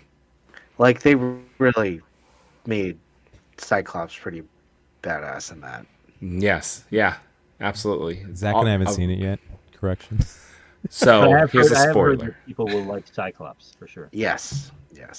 I mean, spoiler, but come on, if you like Cyclops, This is probably the first animated or live action interpretation where Cyclops is good. So people can be in for a treat. It's only taken 30 years. do you mean good like palatable or good like good? Like As Machu said, they finally did my boy justice. exactly that. Like They made him like they made him really cool. yeah. They made it more like the comic books. Sure. Yeah. Yimbo? Oh boy. Hey, you know, I mean, obviously in the toy space, like I was excited that we got to do a little Ninja Turtle collab yesterday, so that was a lot of fun. And now, obviously, tonight, getting to like Chris always calls it, Zach, sharpening our axes, where this is our night to just kind of talk toys, put the world aside, and just enjoy, you know, the things that we love. So that's literally, it makes me happy every single time we get to do it. So this is great. Yeah, after an 8-9 hour day at work, and coming home, making dinner for the kids, putting them to bed, all that, we're all tired, and we all probably just want to go to sleep. But doing this for like 3 to 4 hours, even though we're gonna pay for it tomorrow, does sharpen our axe. It does make us good. It really like resets us. It's in the middle of the week, and it helps. It does help me. It does help me get through the week. So Zach's like 3 or 4 hours. No, we'll do. We're gonna keep going. We're gonna keep pressing ahead. I did give you an out, Zach. Did you mention before we move on in the slideshow? Did you mention Shroomi's thing for SPDR select? That would be pretty cool. I'm just saying again, another potential character. You guys kill it in the robot armor department. That and could be big another too. Yeah, the spider. Oh. And you know who has not done, or there's no one that's done an articulated Penny Parker at a mass produced. There's a customizer out there that's doing it, but they're always slugs. I don't know why there's no articulation. So SPDR is pretty big though, right? He's like he's a mech, right? Or is he the real the comic book one? Yes, but in the Spider-Verse movie, no, he's not. In the second one, it's a mech again. Right, it's back to a mech. It's not giant though. It's a tall bot. Is it a mech as in like Godzilla size? No, it's not like a fight kaiju. It's like I don't know, somewhere between Iron Man and a Hulkbuster. Yeah, it's I see what you're saying. Yeah. Man Spider would be very cool though. I remember the old Toy Biz one. That was very, very cool. Yeah. Figure. Oh yeah. Yeah, he'd be great. I saw somebody suggested Man Thing earlier too. Man Thing would be really awesome. That would be cool. Would Yeah, get right up Diamond Select Salad. that would fit in really well. Yeah, Has Hasbro done a good Man Thing? I don't know. they did build a figure Oh right, okay. long ago. That A was great Toy wave. Biz. Wasn't that No, Toy it Biz? was the Netflix wave. So really? Daredevil, Jessica Jones, Punisher, and like 2 or 3 other characters. You got to build a Man Thing. But even that was 2015, 2014. That was a while back. Interesting. I love that Machu is hooked on X-Men right now. I think I need to get the X-Men mini-mates. Man, Zach, if you can get Machu Toy to start posing some mini-mates, oh, brother, you're going to be blown away. That's true.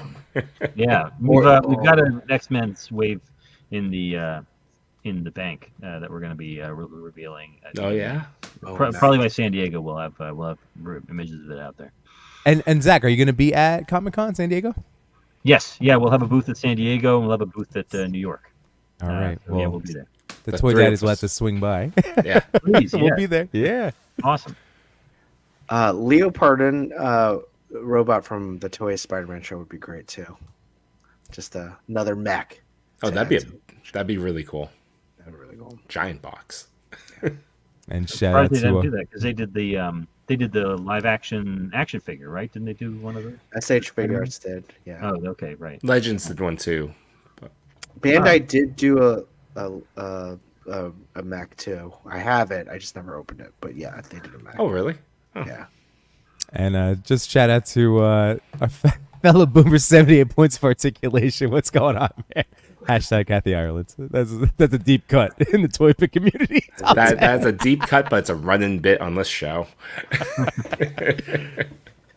All right, let's see. Let me move on. Zach, you remember those Kmart ads, right? Was she in a Kmart ad? I don't remember that. Yeah, she always the Kmart circular. Right. Also, what's making Yimbo happy? Good job. There you go. Zach. So what we try to do is, we celebrate toys, we celebrate photography, but we also like to, take a mental check and think about how we collect, how we, add to the space and environment around us. Last year, 2 years ago, we definitely failed. Last year, we failed as well. We tried to go into the year with a 52 figure challenge with a bunch of cheat codes, but trying to just be 52 action figures a year. We failed. This year, no cheat codes. It's whatever you purchase and whatever is coming in this year that is in hand. Limit yourself to 100 of those throughout the entire year. I'm up to 36. I've added this week, and we always like to check in. That's what the next few slides are about. We're checking in. I've added the Last Ronin Footbot figure. I got off Amazon for like $32. I was pretty happy about that. And then I also got Mankind, the WWE Ultimate figure. Nice. Yimbo? Yimbo lies and doesn't actually. No, we keep figured it count. out. I didn't type it in. I'm at 40. I think. He's an unreliable narrator. I am. In terms of his collection. I love toys, Zach. Hey, I understand. For me, I'm way too openly honest for this one, but I had a lot of pre-orders in 2023 that I'm counting over into 2024. So keep in mind that I've only bought about 10 figures this year. I was talking to my wife about this. She's like, how many figures are you up to? What's your budget like? I was like, well, if you want to consider all the pre-orders from last year, I started to describe the mental math to all this collecting, and she's like, you got a problem, man. I'm at 50 already. I bought Superman Blue from McFarlane and the recent Spider-Man Wolvie Fantastic Four 2-pack. Oh, that's even. Nice. Yeah, so right there. And again, I've only bought 10 figures this year, so I'm pretty proud of myself. Machu has a point. 4 packs of cheat codes. We always talk about purchases, right? So that's a purchase. What's this? Do art. If we do some mini-mate X-Men, we're going to need a not-so mini-mate Sentinel for Machu for scaling purposes. Ooh. Mini-mate Sentinel. That sounds nice. That would be cool. There are talented customizers out there who have done large-scale mini-mates, Sentinels, Giant Man, that sort of thing. Mm-hmm. So I think you can find them on eBay usually.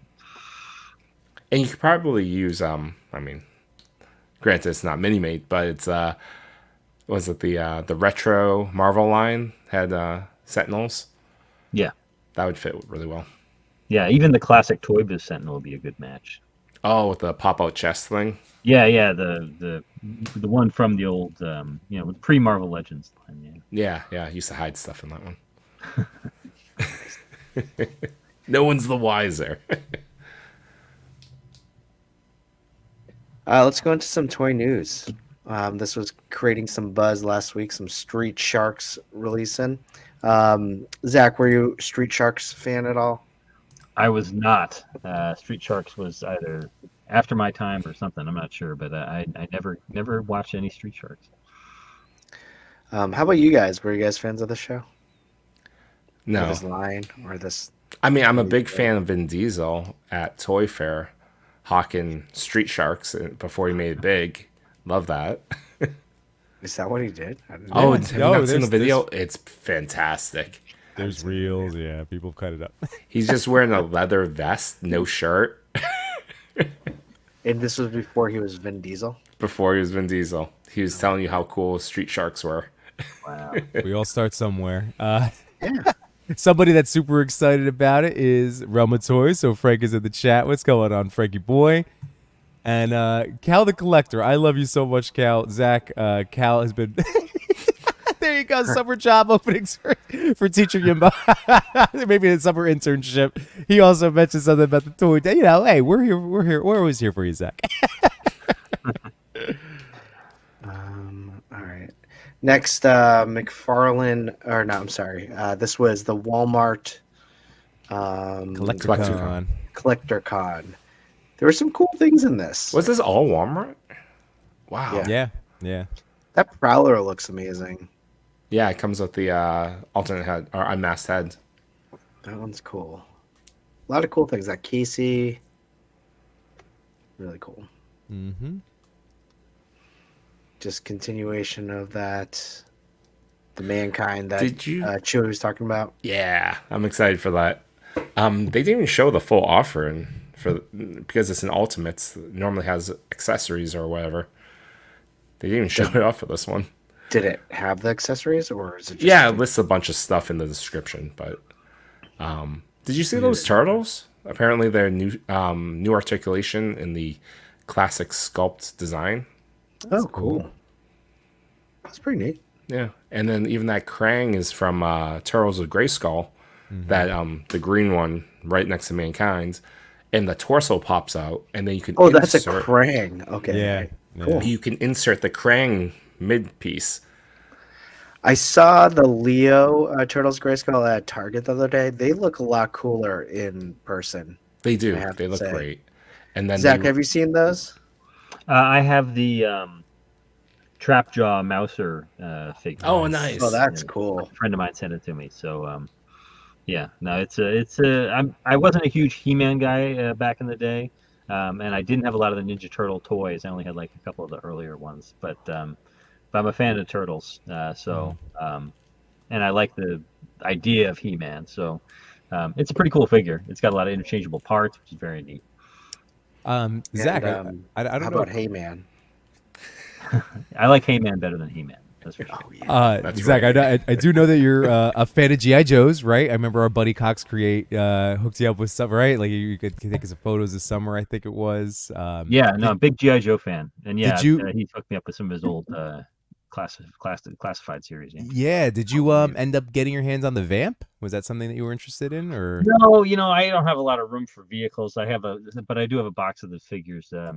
He just hooked me up with Tunnel Rat, which is very cool. Nice.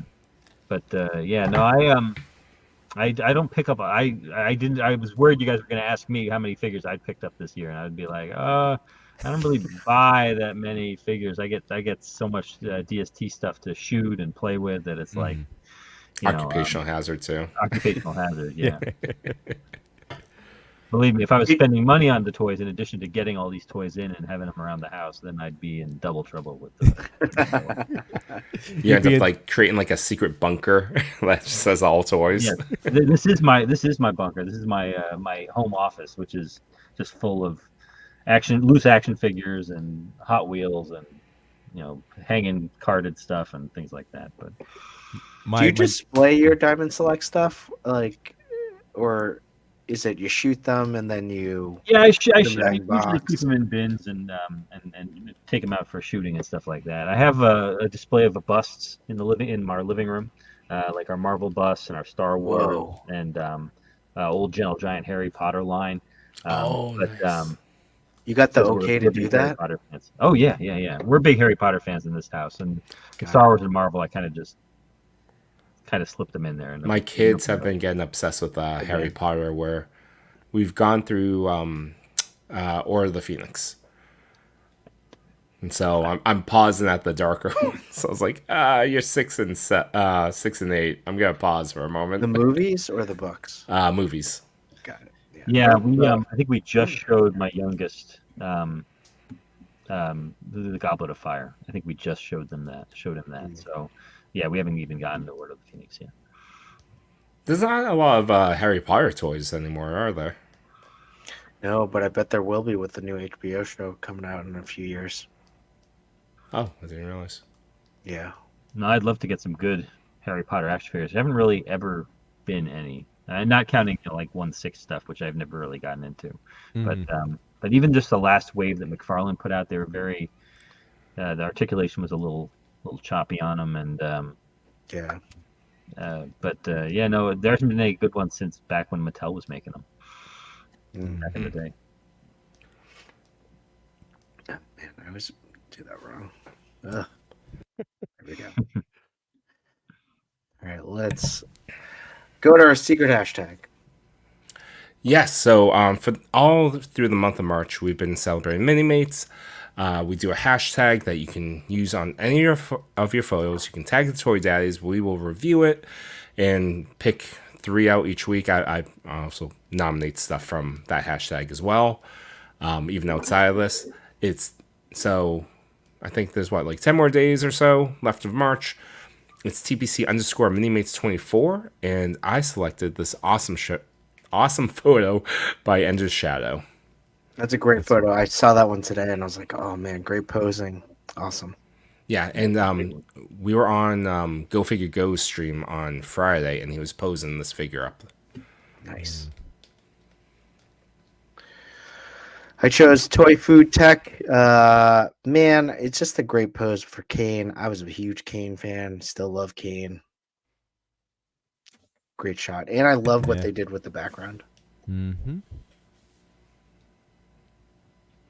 And for mine, of course, I had to go Mini-Mates. Let's do it. And Willflow81, he had a couple really great ones, but I ended up going Thundercats in honor of Toy.Father's upcoming cat lair. So it's not come for a while, but I know. Look at that Thunder Tank. Yeah. So Mini-Mates made that in scale, or is that something kind of?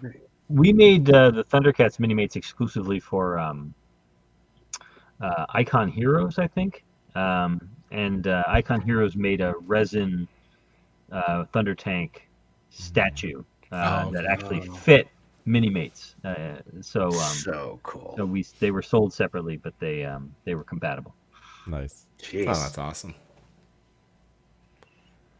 So yeah, there's still time. Use hashtag TPC_Minimates24 if you're looking for a challenge. March of Minimates 2024 is still running. There's themes, there's giveaways. Go to Minimates ACBA for more details there. Otherwise, these are just letters. Tag your photos. Yeah, and don't forget to tag the Toy Daddies account, because that's where I was looking today, was the tag page on the Toy Daddies. The hashtag is kind of wonky right now, so yeah, that's probably best bet. Yep. Shout out to Lone Wolf Labs. What's up, Kev? Thanks for showing tonight. And Ender Shadow, that's a great picture, man. And Machi, real quick, said, doesn't SHF have Harry Potter? I don't know. They do. They do. Oh, okay. They have it from book 1. They did 4 of them. Came out a while ago. Yeah, 2018, I believe. All right. They're okay, And, but I want Goblet of Fire or the Phoenix figures. So. And what's up, I Stay Rolling? Thanks for hanging out tonight. Number 10. Ooh, We made Let's it. get into it. We did it, Zach. We got there, man. I mean, I gotta say this is kind of a record, but yes, we did it. Number 10, Lex Collects. I love what they did with the name there. Zach, what do you think of this one? It's awesome. I'm a big fan of close quarters combat photography, so that's very cool. And I love Wolverine. Wolverine in general is just great. Yeah. I've been super excited for this particular, like this Sabretooth coming out, that little combo, that nice. Wait, what is that? Which Sabretooth is that? That's the new one. What is I think, that? Okay. right? Yeah, from the 2-pack, right? Yeah, okay. But Or actually, no.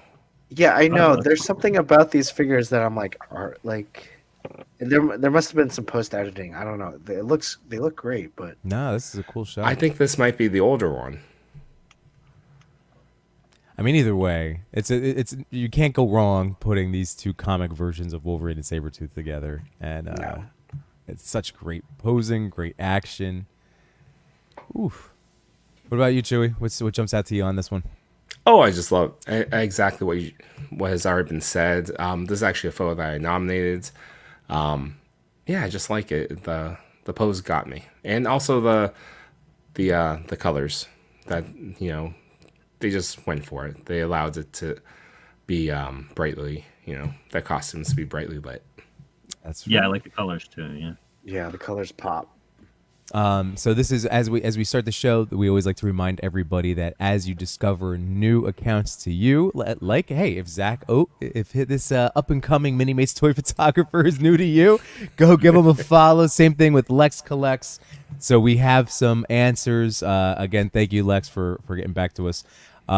So it was great timing. I got lucky getting a Mafex Wolverine reissue and that's right, the Marvel Legends Logan and Sabretooth 2-pack. So yeah, that's the Mafex Wolvie, which is perfect opportunity to shoot these two fighting again. I got exposed to Wolverine during the Wolverine Mark Silvestri run and continued on to the Jim Lee X-Men reboot heyday. It's exciting and savage every time these archenemies face, which I would like to recreate in a toy photo. The setup is fairly simple with a blue paper as backdrop, mini RGB lights, stop motion rig to hold Wolvie, and an aquarium decor for the plants behind the scenes on my original post. Ooh, okay. Nice. Photo challenges, collabs. This is what's making Lex Collects happy. So photo challenges, collabs, and support from followers brings me joy in the hobby. Shout out to the wonderful people I've had the honor of working with lately. It's the Hell's Kitchen collab hosted by friend of the show, Jedi Jack 2019. Photo challenges by SP Toy Photo Challenges. X-Men collab by Tuggernaut Collectibles. A collab with Matt's Toy Shop, Justin the Zilla, and Sharkman Dave. And a collab with Wanna Be Like Mike. So there you go. It's the camaraderie and support from these guys and my followers is phenomenal. Again, want to thank the ToyPic community for the feature, No.Chewing for noticing, and to all toy fans who liked and showed their appreciation. Now, I love it. So good. Lex Collects, congratulations. Again, if they are new to you, go track them down, give them a follow, and say hey. Awesome. Number 9. Troopers.life. This is beautiful. Is joyful. We're all Toy Daddies here. This is... Is this not a perfect shot for this evening? Where did they get like a bike? Where's that bike from? I want a bike like that. Oh, the Lego one? I think it comes in not the Lego. Set. Oh. Oh man. Is that like a tech deck bike or something like that? I don't know. It looks so big. I think tech deck's a little bit smaller, aren't they? Maybe. And that looks like a dirt bike and more like a mountain bike. So that's cool. Good correction. Guys, look at this. This was from my childhood, and I think it scales. my mom gave it to me the other day. She goes, "Hey, remember this was in your room?" And I'm like, "Oh yeah, look at this." That's awesome. Well, that's right. Great. So I just haven't done it, but it's literally like, of course, when she gives it to me, one of the pedals, but it like everything works. Wow. And it's got brakes, and like it will clamp down on the back brakes. This is insane. Wow, really? That's crazy. My grandfather was super into like toys and like in a. Again, everybody loves toys. Zach, we say this all the time. Everybody loves toys. It's whether or not they want to like openly talk about it. Because my grandfather, again, running an Italian deli back in the day, hey, gabagool, and he Loved his little miniatures and stuff. That's right. I was my bike. The toy dad jokes. Love it. Also, Machu is offering you a 2-pack for Sabretooth. Bring your total to 50. Machu, he I already do has have that one coming. I have that one coming. It's the one time I'm gonna have to leave you hanging. Too funny. All right. But yeah, what a great composition. Just again, conception, like the concept, and then Chris, you and I always love the texture on the ground, the detail, like some real Good rock choice. Good rock stacking. Choice. Yeah, man. And the bokeh in the back. Beautiful. Beautiful, beautiful, beautiful. Zach, anything stick out to you? It definitely reminds me of the Darth Vader and Son books, where the Star Wars guy and it's the Star Wars father and son relationship. It's very, very cool. And that bicycle is a great find wherever you got it. Yeah, it is. Yeah. I want that bike. Well, we have answers. So it's Lucas runs Trooper's Life. So here we go. With the photo, I tried to express a nice and funny situation with two stormtroopers, daddy and son. It was photographed outside in front of the house. The Lego stormtrooper on a motorcycle blew me away several times before I built it.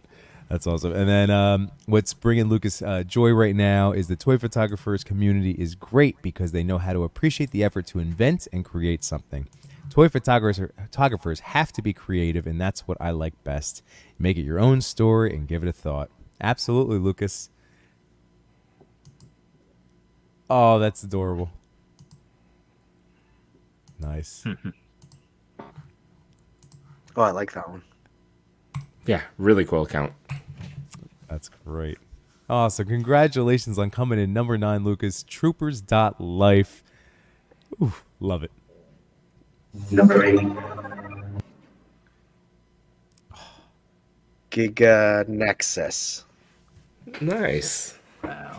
Giganexus? I don't know. Giganexus. We do our best, Zach. Giganexus. I like Giganexus. Yeah, Giganexus. Yeah, that rolls off the tongue better. Yeah, I like to think they're giving a slight homage to Back to the Future. Or maybe it's Gigan Nexus. Like, isn't Gigan a Godzilla character? Gigan. Ooh. Oh, Okay. Man, Zach, you have such an extensive especially comic books, just like in pop culture. Oh, yeah. I know, would not want to go toe for toe against your expertise. I have a lot of like I said, I have a lot of gaps. He-Man is a big gap for me. Godzilla is an even bigger gap, but Kaiju's is a big gap for me. Godzilla stuff. Kaiju and anime, real big gaps in my understanding.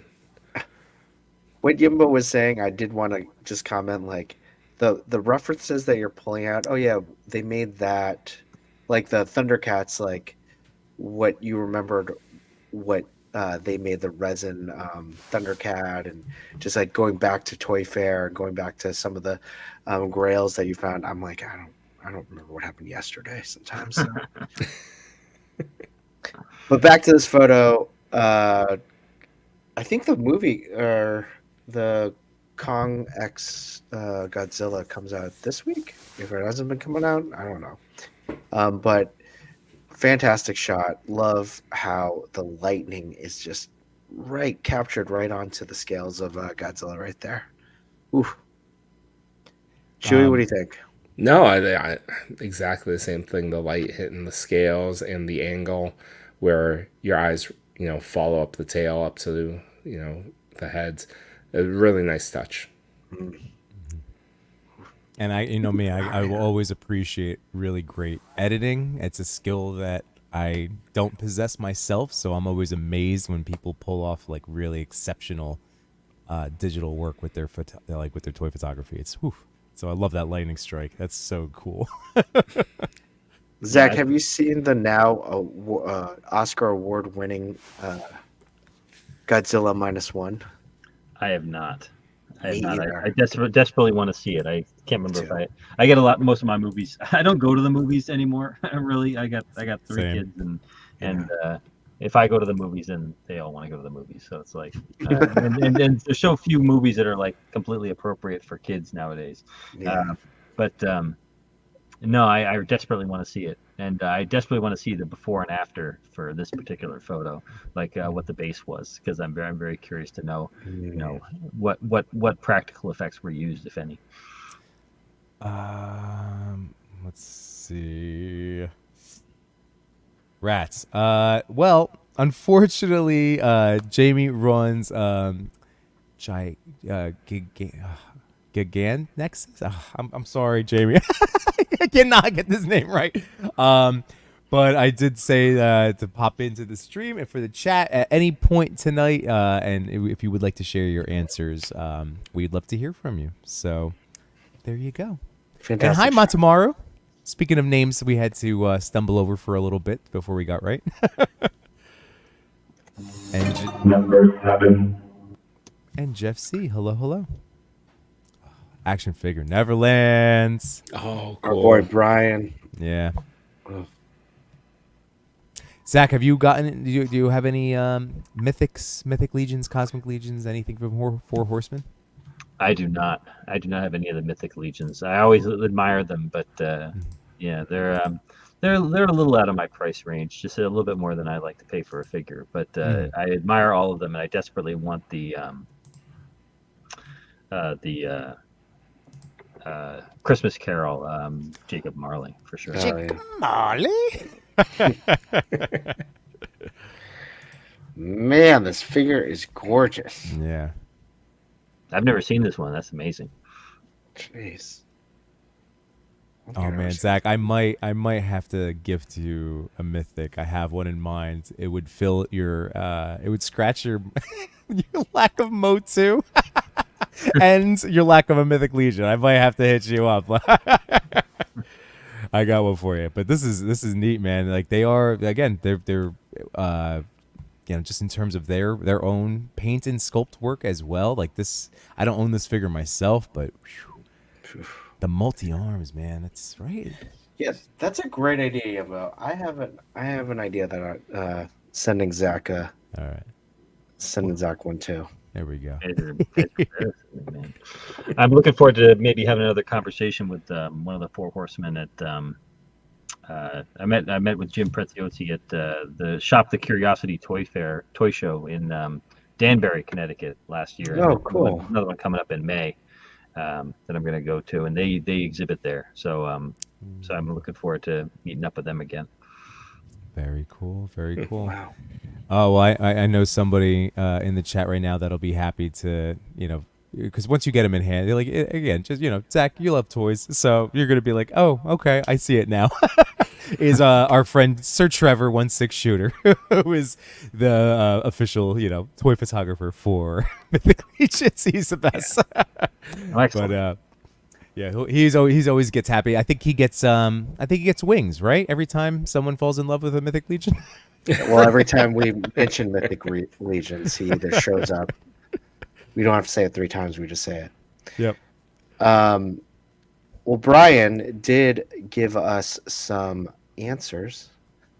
What's the story behind your picture? So funny. I just got to tell you. Action Figure Neverland. He's like, I didn't have enough room to type this in, so I made a Google Doc. So he sent me the link to the Google Doc. So amazing. I love that. To be honest, I think this is one of my lazier photos. Haha. I wanted to take a photo of Alithia since I realized I never shot her and I wanted a quick setup. So I recreated a setup from another shot I did back in January to make her float. I used a MEZCO stand, hid it behind her, and shot at an angle where you can't see it. Oh, wow. No editing. The backdrop is one of the printed backgrounds I own. That I use on most of my photos. One the ground, and I used these mountain-like bases that came with the Black Series Sergeant Jane Urso. Or did I say that right? Jin. Which used to be a Kmart exclusive, and also use these charcoal-like decorative base fillers to add more texture. This also hides the base of the MEZCO stand that I used to make her appearing floating. Oh, wow. No actual diodes are in this photo, but wanted to take the opportunity to give a shout out to Chris at Bone Claws Customs and Adrian, That Guy Customs. They've gotten diodes. I've gotten diodes for them over the years and grateful for their creativity and skills, which has helped elevate the scenes I can create through toy photography. What's making you happy in the toy community right now? The overall camaraderie and the creativity I always see in the community.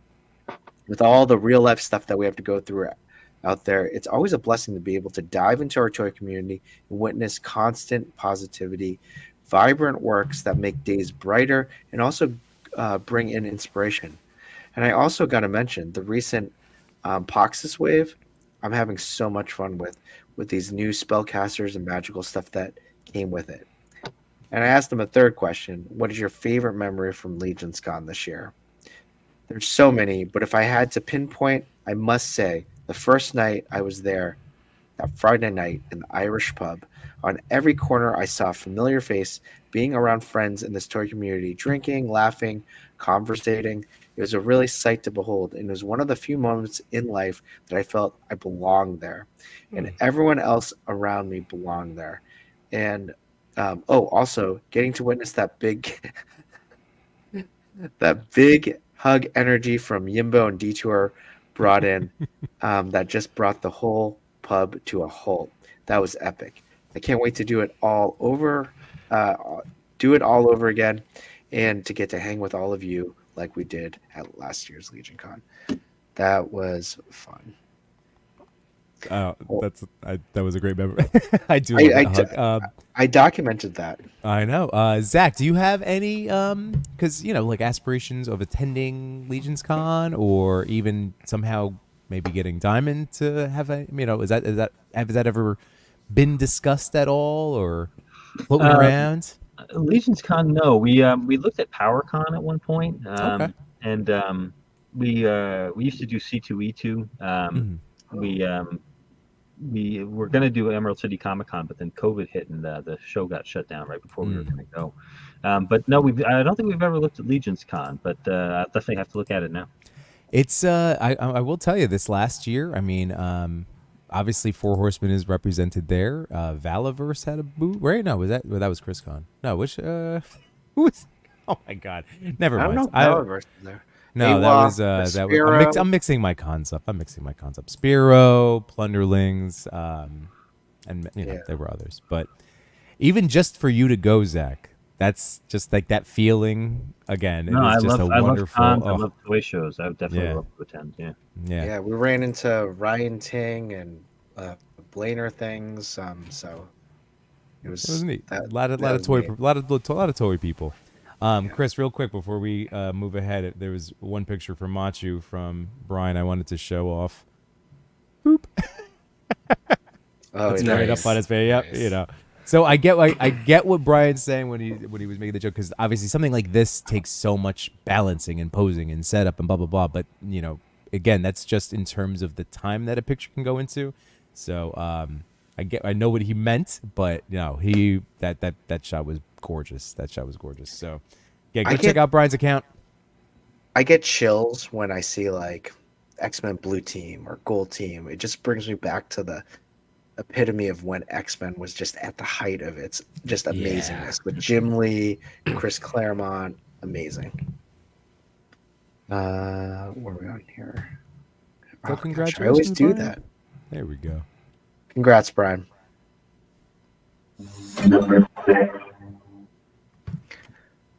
Plushies, action figures. Oh, this is so joyful. This is awesome. Zach, do you collect turtles? I know you said you like turtles.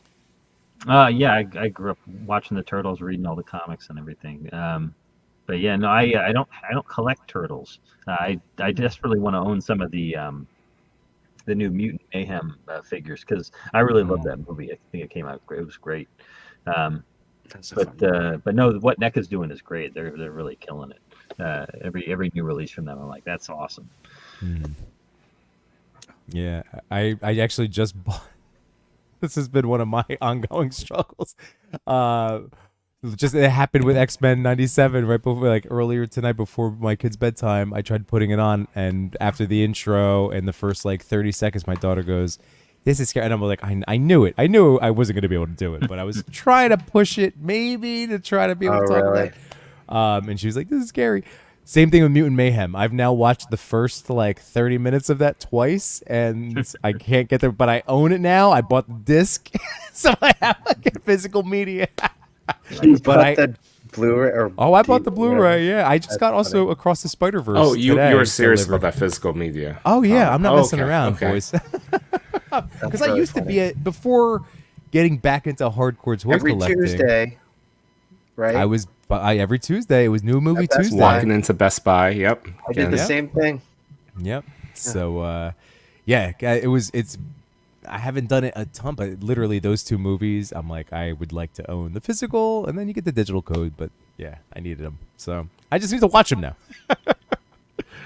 But this shot is so cool. Are those bubbles? Are those? What were those? They're bubbles. Actually, hold on. To your point about having physical media, I actually agree. Even though I was mocking you for a moment. No, you do. I think it's. Yeah, it actually makes a lot of sense. With Harry Potter, it was on HBO Max for the longest time. Mm-hmm.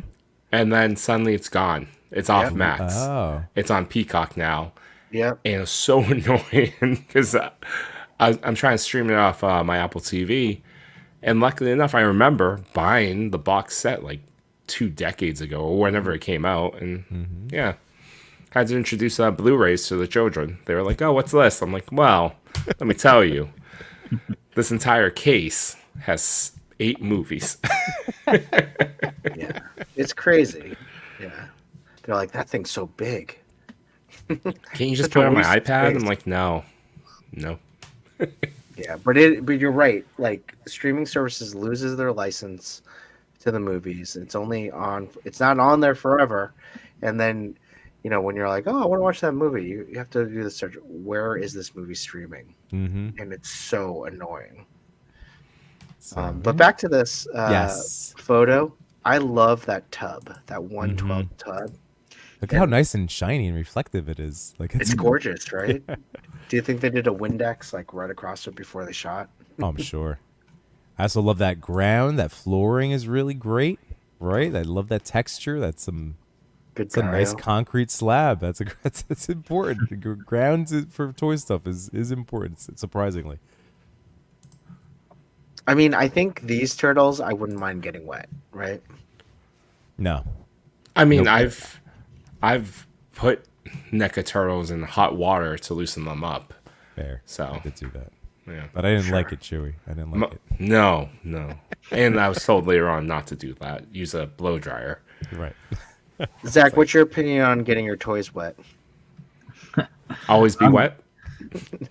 Yeah, I know. I do the boil and pop sometimes for sure. Wow. I have nothing against it. Okay. So you go boiling water over hair dryer or heat gun, something like that. Never used it. I don't have a heat gun, but I've never used a hair dryer on something. Sometimes I'll just breathe on it real hard if I don't feel like boiling the water. You know what? I've seen that Machu Toy do that, where he heated up his hands. Yeah, he Miyagi-Do'd it, and it's quite impressive. It was very impressive. I have a heat gun, and I find it. I know people say you have to be careful because you want to melt things. Like, I hadn't had a problem with the heat gun. I find it actually more effective than a blow dryer. With the blow dryer, I felt right. Yep, exactly. With a blow dryer, I felt like this thing is never warming up. Like, what's going on? Mm-hmm. Like the heat gun, though. By the way, Finn Cobb said, Mutant Mayhem is one of my favorite theater experiences. I wish I saw it in the theater. I took my son, and we were the only people there. Oh, the concession guy was great, too. Told us to stick around for the post-credit scene. Awesome. When I took my son, it was a thin crowd, too. Mm-hmm. And what's up, Collector425? How you doing, man? And yes, we did get to hang out, man. Lots of hugs that weekend. And yeah, he got to see Machu with the blood on the fingers. And what's up, Emerald Knight Photos? How you doing tonight? So plushies, action figures, awesome shot. Do we have Yeah, we do. Sorry. All right. It's all good. Chris, nice of you to contact me. My picture was on the top 10, was created as another one for my Mama April posts featuring April O'Neil and the baby turtles, both made by NECA. The diorama used for the picture was a sewer layer made by Extreme Sets, and it fits very well with the aesthetic as it is big enough and I have room for lighting. No backdrops were used whatsoever, and the props used in the photo was a salt burn bath found off Etsy, topped off with bubbles as a finishing touch. What's currently making me happy in this toy community right now is that NECA recognized one of my posts, and it really is exciting to me being recognized by them. But my goal is to get one of my posts featured just as their products on their account, which will be for a while. Well, time will tell. Again, thanks for featuring my photo. Yeah. Thank you, Plushie. And congratulations on being recognized. Again, Zach, we have our own little like Diamond Boys chat where we we call them Diamond Boys. Zach. We do literally. And it's so like we're always high fiving when somebody gets like shared out to the story or some recognition. It's always nice. It's always so that's like it's very a cool. nice chat. It is. It's we nice love that chat. It's nice. Yeah. So that's so great. Congratulations, Plushie. Congrats. Number 5. Another Godzilla shot. Ooh. Wow. SW photo 4523. I'm digging that shadow. Oof. Zach, you want to comment? Gosh, it's awesome. I love really dramatic lighting. So that this came out really great. It looks like he's about to do a really amazing stage dance, like a flash dance or something like that. Yeah. Man. That is, Jeff C just said great for a poster. I mean, that's shadowing, the rays of light, a little I really like those rays of light. Yeah. The bumps along this kaiju's creating those go-betweens. It's beautiful. Mm-hmm. There's actually behind the scenes as well. Ooh. Cool. Awesome.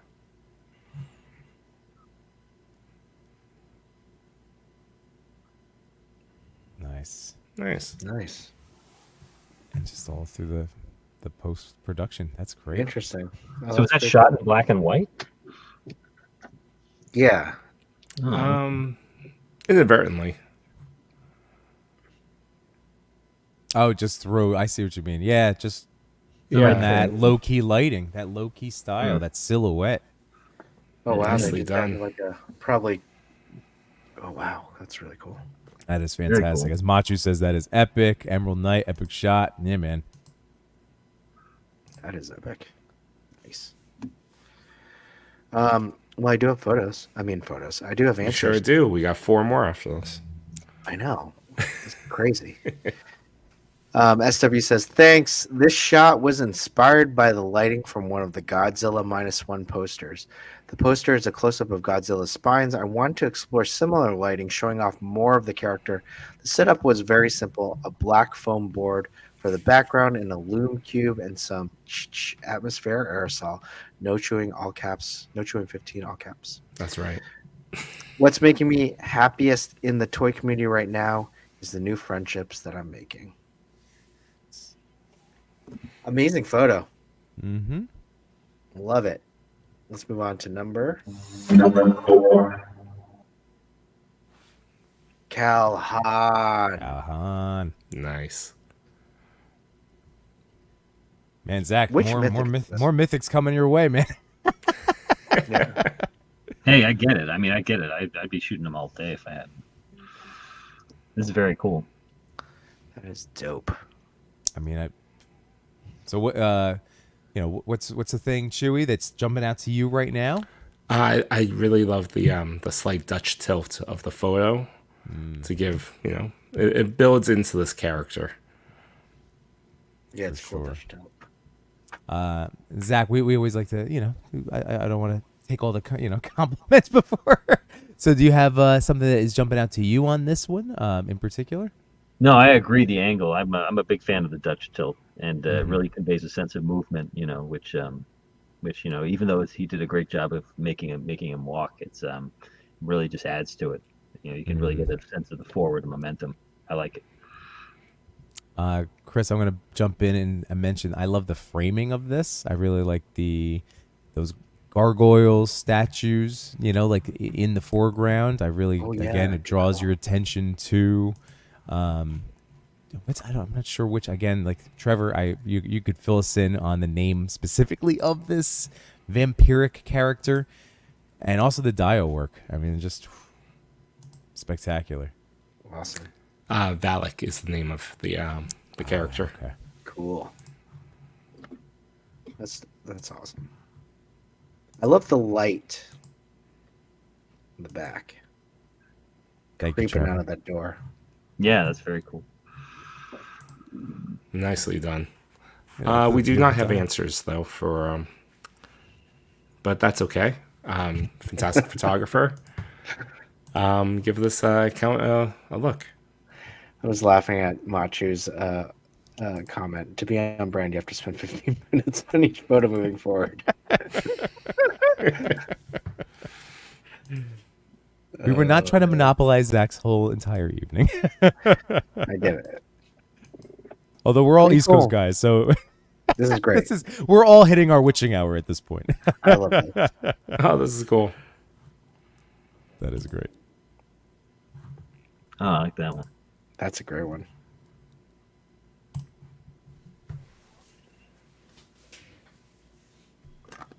Move on to number 3. Do it. Number 3. Toyetic 40s. Oh, yes. Awesome. He's also in the chat as well. But yeah. Awesome recreation. Hey, this was my pick, right? Did I pick this last week? Yeah, I think so. Yeah, I did. I was on the Turtles kick. I couldn't help myself. Nice. I love this guy's stuff so much. He has great photos. Oh, man. So, for me, what jumped out to me, again, was the lighting of this one in particular. I really enjoyed the face sculpts, too. Just how it was shot really popped and caught my eye. Again, take up all the compliments. I love the depth. They're all on different levels, and the backdrop of the city is very cool. Mm-hmm. Yeah. It's not easy finding a good compositional method when it comes to 4 brothers. Like there's the rule of thirds, there's a rule of odds, there's like the Fibonacci, like there's all sorts of different compositional methods, but when it comes to like an even number, it can be very difficult to pull to figure out how to place it. I just struggled with the same type of idea with the brothers, but Toyetic pulled it off beautifully in this one. Yeah, and we have answers. So for the very first one, he says, "Thank you guys. Going hand in hand with my horrible FOMO over not getting the MEZCO turtles, I was recently able to finally acquire a NECA Toon Raph and complete my foursome, which I've been getting piecemeal the past few months. I've been wanting to do this pick for a while, which is obviously inspired by the original, the opening titles for the original cartoon. While it's not an exact recreation, this is the closest I could get with my current dial setup, but I'm really happy with how it came out. I'm hoping I at least captured the vibe of the original shot, absolutely did, with the turtles looking as mysterious as possible. Except I want Mikey being Mikey, hoping to someday recreate this shot with the MEZCOs. For what's making me happy in the toy community, as far as what's making me happy, while my first instinct would be to say it's simply the mountains of awesome toys we're getting lately. Especially that Mythic Legion's Poxus wave and that G.I. Joe vamp. I have to talk about all the little pockets of collectors and toy photographers I'm in that are simply amazing. I've made a ton of new friends recently and gotten more active in the community.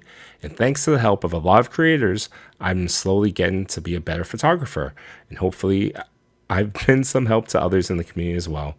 Groups like Geeked Out Clicks, the Toy Syndicates, the Mythic Legions Cabal, my favorite Mythics fantasy collab, and you guys have all helped to make this hobby so enjoyable. So thank you guys so much. Oh, awesome. We appreciate you. Yeah, appreciate you, man. Absolutely. Congratulations. Number 3. I love it. Love it. Because it's fun. Oh, nice. I mean, yeah. I love everything. I love, first of all, because the fun has some amazing photos. Anything with Spider-Man is going to get me, but anything with the MEZCO Spider-Man brings it up a level for me. That, if I'm not mistaken, is this guy, right? But with the cyborg head, maybe? The half cyborg? Let me see it. Let's see it. Pull that up. I don't know. It looks like a darker green, doesn't it? Here, let's put this. I'm just saying. Was Zach? What are you looking? You would be the guy to ask. I thought it was that one at first, and yeah, it looks like it might be the cyborg head. I'm pretty sure it's the right side of the head for the cyborg head. But yeah, believe it or not, I don't even have this one. Oh, really? Oh. Yeah. Oh wait, hold on. Oh yeah, it is. Boom. And thank you to Cal the Collector. This was for hooking me up. But yeah, there's that other half. But boom. Nice choice with the with the head swap there. Although the yelling face could have also worked too, but in this I love the Spidey attitude because it's fun, really nails posing, like just so good with this stuff. But man, yeah. Oh. Yeah, great pose. Very natural. Oh, I love his behind the scenes. Yeah. He's nailed these. Nice. That's so cool. He also did this one too. Yeah, that's a good one. Wow. Yeah. Oh. Wow. Well, again, I mean, Zach, way back when we had talked about this one, it's to this day, people continue to say it's if not the best Hulk on the market. And I again, finally getting him in hands is it's hard to say otherwise because it's just it's awesome. He's making the most out of Atmosphere Aerosol, I gotta tell you. Oh yeah. And we do have answers. Nice. So he said, he's saying sorry for the late response. No, you got the you're just in time. He said, hey, sorry, I read this early this morning and forgot to respond. This photo was inspired by comic art. The original artwork had a white background, which gave me the idea to use Atmosphere Aerosol with a bright light and a black background so you could really see the effect. Honestly, I'm really happy with MEZCO lately. Their turnaround times have been great. Also, the tremendous amount of love I get on my posts from the community has been really amazing. I genuinely appreciate all the support. Absolutely. Yep. This is not, definitely we've had Because It's Fun on here in the past. So again, just continue keeping up the great work. I know on one of those posts, he had questions. Like, you know, because this style, like in terms of the simplistic backdrop, but I mean, like every comment was like, no, this works, man. Like this, we love this style. Yeah. like it is his. And the only reason he would ever, it would be for his own artistic, if he wanted to branch out. But otherwise, I mean, we're fans. We're fans. So big fan. I guess I don't use Atmosphere Aerosol all that much anymore, but when was the last time you used it? November. So it's been a bit. All that much anymore. No. I still use it. I used it for my ToyPic yesterday. Maybe I'll use it on the next one. Zach, I wasn't. New code for it's Yimbo. No, there's no. Yimbo 15, all caps. No, I'm just saying I'm not one of Zach. Did you see all the like the fog machines, those portable fog machines? So the Smoke Ninja, the Willanzi one. So these guys, I'm the one that's out of the cool fog club. The cool fog club. I've never used that fog. Never used fog. Oh, there you go. This club. That's the club. There's Yimbo's new and that head sculpt, that Red Hulk head sculpt is something else. And again, on such a great buck. So Zach, you and I might end up buying. It's like an $80 that Ulanzi one, right? It's like about. It's up to 120, I believe. Well, then, never mind. But there's discount codes. Nothing that no chewing discount code on it. But I would wait till the holiday season. It'll go back down. I bet. So. But congratulations, man, because it's fun. Number 2, and now we're here, guys. We're here, Christopher. It's amazing. This is amazing. Like. I'm so excited now. It's a Christmas miracle for Chris. Unfortunately, we're going to do an X-Men 97 watch along before we get to number 1. No, before we get to number 1. So we're we're going to get to number 1. It's going to be awesome. Could you still hear me? Nope. Oh. So sad. The people want to watch. Number 1. Oh. Yes. All right. Oh, it's Zach, kind of like almost cheating because first of all, it's the Amazing, and second of all, it's the MEZCO Turtles. Yeah, it's double amazing. The Amazing. I had reached that. I wasn't the one to ask him the questions, but I hit him up to say hi today and congratulate him on coming in first, and it turns out this is D Amazing's birthday week. So is it really? Like to hit up good old D Amazing and wish him a happy birthday again. That's what this is all about, guys. Is again, just appreciate one another, and man, oh man, the man knows how to take a toy photo. Yeah, he does. No doubt. No doubt. Zach, what in particular jumps out with you? Whether about the photo. Like I know there's been a lot of chatter about this set, so if I know as a toy collector, if anything interests you about them. I'm a huge Donnie fan, so that Donnie pose is just awesome. I love it. Yeah, that Donnie is great too. Yeah, he actually has like a little bit longer neck than some of the rest of the boys, so he's right and. His accessories come with the goggles and this awesome communicator on his wrist. Does your neck come off the peg a lot? Mine has been coming off the peg a lot. No. Mm-mm. For Donnie. No. Not at all. I'm going to have to call MEZCO. I'm going to have to call them up. I'm going to have to email MEZCO. Call their email. But no, this is a great photo. I love, it's the Amazing. He captured the personality of each of these turtles within the pose. It's beautiful what he does. And really great. Like, I have Lone Wolf Labs is in the chat. I have this beautiful dio from him that I just took down to do mine the other day, and it has translucent windows, so they get that lighting in, but I still haven't. Again, D Amazing is the first guy. Well, he and 1/6 Shooter are the guys that that helped me tremendously when I've asked them, tried to pick their brains for lighting techniques. My next thing is going to be trying to get a pure, like how the lights are coming through the windows. Like mine just get too bright, it's too much. I think we need bigger lights, Yimbo. We need the bigger light panels. Okay. Because when we had him on before, he was talking about he has like the two big light panels, like the flat ones, and then a big ring light.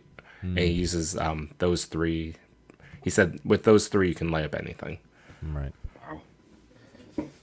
Well, I do have to say the turtles have sparked a new photography itch in me, and I've posted so many consecutive photos the past 2 weeks, and I'm really proud of myself, and I keep getting up, and it's been more than the turtles now. So it's been good to be back in the game. It's actually inspired me to pick up other turtles that have been in the detail forever. Like today was hanging out with this guy. Nice. The not Leonardo. And that Raph in that set is fantastic.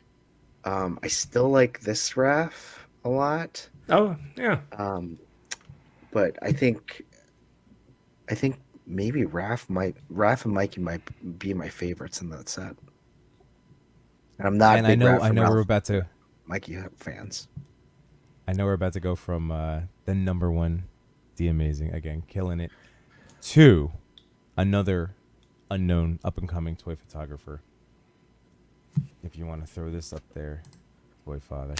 But there you go, Zach. I mean, like, we've been such fans of these Muppet figures, and there's Chris. I love this shot. He has thanks, this buddy. whole dude. If you haven't visited Chris's I page, didn't know where you were going with this. Yeah, I didn't know where you were going with this either. That's awesome. Chris has been doing this amazing little story, like ongoing. It's been months and months of this ongoing storyline of Kermit hanging out with different versions of Leonardo, and he just busted this out. And I have another Leonardo to do, but yeah, the Kermit is perfect. It really is like a perfect figure for me. Like, yeah, it takes great photos. All of these are. I mean, like Zach, when you're talking about, some of the bigger diamond boxes, the Muppet behind great. backstage set, spectacular. Like, what an unboxing Oh, with one half of the experience. Phenomenas. Yeah, I mean, it's just so much fun. These guys are so cute and adorable. Oh, they are. Whoop, waka waka. Yeah, I'm waiting for our next set, the Uncle Deadly and Pepe the King Brawn. I'm excited about that one. And the one after that is going to be really cool, too. We haven't even announced that one. Bobo the Bear. I desperately want a Bobo the Bear. I want Bobo. I want Zoot. And for a deep cut, I want that imagination character from the Disney 4D experience. I don't think I know him. If you go into that experience, like Honeydew makes like this 3D character that tries to run away with the bunny. What's up, Unboxing Art? Unboxing Art was saying before, he's like, I'm the only person who doesn't like these turtles, like the MEZCO ones, but he doesn't like them? I guess not. All right, you're not supposed to say that out loud. Right. Yeah. I mean, I love them. It's very political. Gosh. You're like, oh, those are very cool. Unfortunately, I don't have them.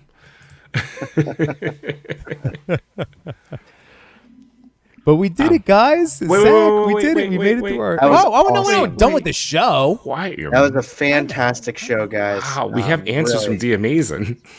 Of course we do. No, Of course we do. I was like, get back, man. Tries to close the show even earlier. No, people, you should riot against Toy.Father. But me, what did we do? Toy.Father's been trying to rush us through. Unbelievable. So I asked him a couple of different questions because it's The Amazing. And the first question is story behind the photo. I mean, it's right here.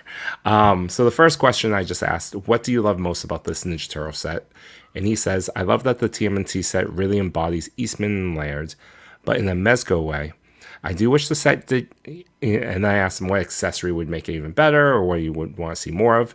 He says that I do wish that the set came with maybe skateboards and maybe more IDW related stuff. Maybe red bandanas would have been dope. And then I said, what else did I ask? What's currently making you happy in the toy community? That's a good one anyways. I like to talk to community right now because people are doing some more critical thinking. It'll last for... some more critical thinking than for others, right? I think it's a little off. They're choosing not to be negative, but also voice concern in a more constructive and positive way. And I asked them because The Amazing in the past has always given us some of these pearls of wisdom. I asked if he had any other ones, and he said, all right. And then for the rest, please be assured that there's no real context when you are texting people on the internet. Please have grace when speaking to others. Be conscious, be kind. And drink your water. Sure you are. Yeah. I did ask him what he thought of the MEZCO Ghostbusters set, and he said he loves it. So. Is your 24 hours up on that eBay offer? I gotta extend another 24 hours. So it's right there. Did you really? Yeah. You rush the show, and we'll ask MEZCO to take down your shot. Strongly worded email. No, he's DMAZ is absolutely right. It's nice that for somebody with his platform that he's feeling that comments at least we've like what am I trying to say nicely within our community we have been really supportive and wonderful towards one another, but with somebody with the Amazing's platform, he does experience more of that like random internet stranger commentary. So it's nice that he's feeling a change in how the conversation is approached. And again, that's all we can ask. Chris and I are educators. Like that's what we try to teach people, just like how to approach. You can have constructive criticism without being a jerk about it. Well, it's true. Wow. Birthday boy. Love it. Happy You better, birthday, you guys go D send D Amazing. Go shower him with some birthday love this week. Happy birthday, D Amazing. Pretty amazing. All right. Are you figuring out the hashtag? Yep. So, Zach, what we do here each week is as a reward for hanging out with us. And again, it's just a way to use the ToyPic community to help get eyeballs on our fellow community members' work. We do a little giveaway feature right now with the StreamYard. And what are we selecting for our... What do you got for us, Chewy? 1 second. You're over there clicking like a madman. Yeah, I hear so much clicking. It's a loud keyboard. Hold on. Wade Create, thank you for hanging out tonight. He wanted to thank you, Zach, for coming out. Have a great week, chat. Big hug energy. I like it. Going back to Wade Create and Laserman, do want to show you, if you ever want to hire someone, it should be Wade Create. He does some great customs. Let me just see. He made this for me, and it's awesome. Like the Iron Man kept it in the box, made it Laserman, put his origin story on the back. This is just dedication. So if you want someone to do box art, he didn't do this, but he put the L there. I have a custom Iron Man myself that I got when I left Toy Fair that I think Matt Cawley made for me. That's awesome. Oh, that's cool. That is awesome. I'm a big Iron Man fan. That's then awesome. Another friend of mine gave me the mini Hulk hands. That's great. And Zach, I know I keep telling you, maybe Comic-Con, I literally carry my Mini Mates Yimbo in my book bag every day. It's excellent. My Mr. Fantastic head on the Spider-Man body. We've discussed this before, and actually, let's take a moment. People in the chat, it's that Fast Pass feature, Big Hug Energy, representative of Yimbo and Detour Customs. If you would like what this is just drawn to be featured on the TPC page, and it could be an old photo, a new photo. There's no time limit on the photo. Just get in touch with me, whoever wins. And if you feel you don't need that, that's cool. You can also pass it along to a photographer that you feel could use some extra love. Hey, Diggs Figs in the house. What's up, Ryan? Diggs and Wade. I can't wait to we've already seen some of the stuff that Wade's done with Mini Mates so far, and Diggs has also to even bring it back to what we were talking about. Yeah. Yimbo, you can't have everyone to be a Yimbo. No, Not but all the people Mini can Mates be a Yimbo verse. Mini Mates Mr. Fantastic is that's with the gray in the temples, the nice little gray wash in the beard scruff. This Mr. Fantastic, I agree. Not every bearded white guy is mine in this. That's right. Unless you shave and then get a haircut, you cannot be this Mr. Fantastic. Don't make me show you these. I will. I'll show you the Mr. Fantastic Mini Mates. For those of you who didn't get to check out really fun Toy Talk the other day, we did our award show called The Talkies, where we gave awards to all movies because of the Oscars that happened, to movies that were not made in 2023. But we reviewed 13 movies, and the best part about it was people voted on them, and we just displayed the results. But Diggs Figs came on and acted out a great scene of Batman and Robin with me. And not only that, he has his own SAG card. He is a actor. So he was giving us some points on our scenes, and he did a great job. Check out Diggs Figs. He's the man. And Chris, would you mind, as Diggs said, it's not fair Yimbo has so many custom heads of himself. Throw that up. Tell me I'm wrong. Where is he? I challenge you, community. Boom. There's one. That Mr. Fantastic. I do think it's looking in a mini mirror. Best one. And then we got Giganexus. Ooh, yes. Or Giganexus. Tell Yes. us who's right. Giganexus or Giganexus.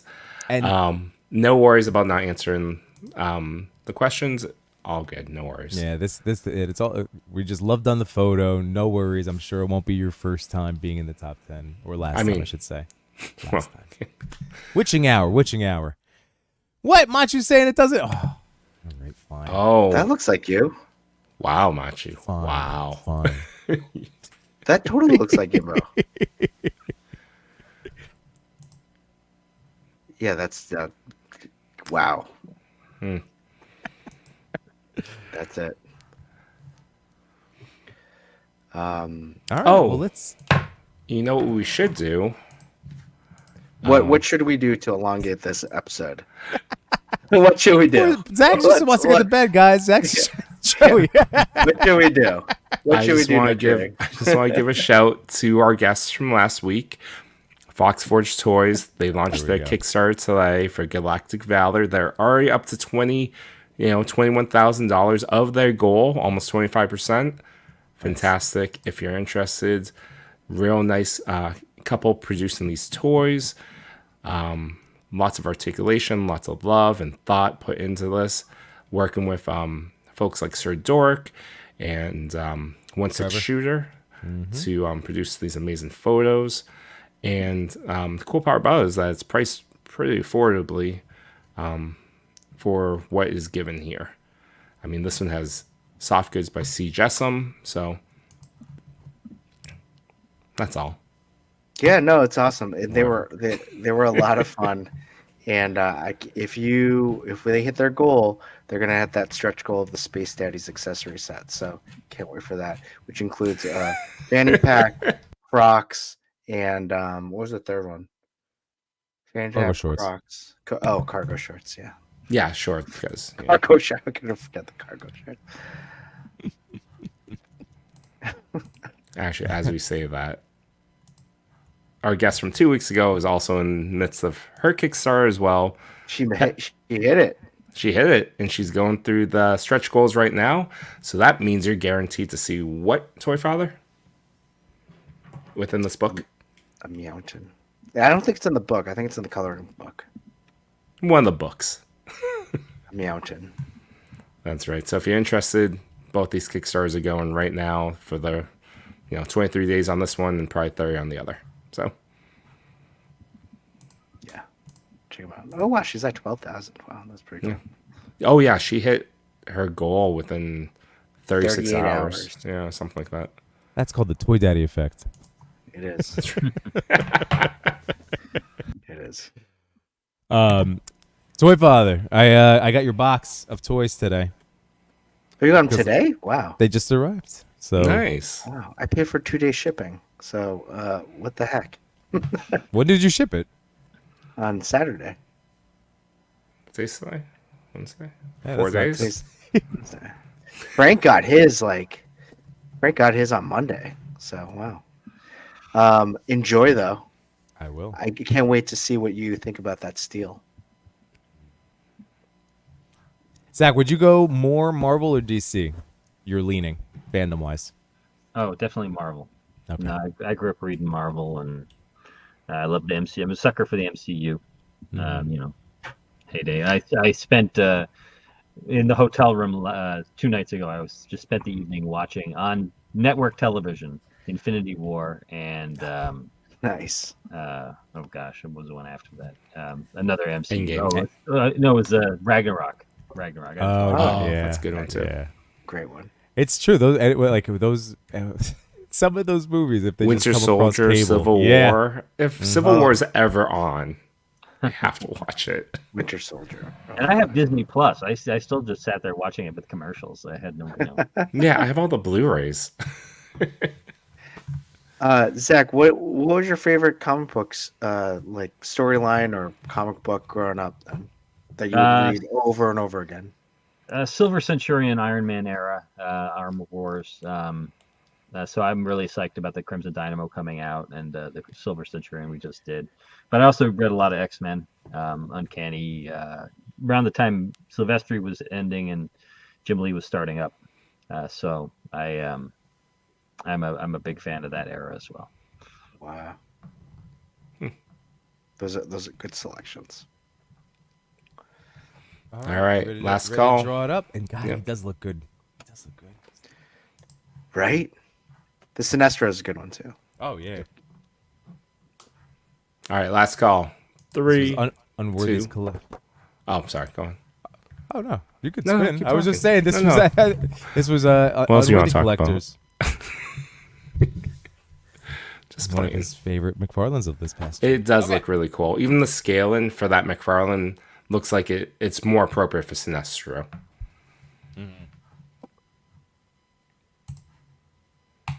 Do it.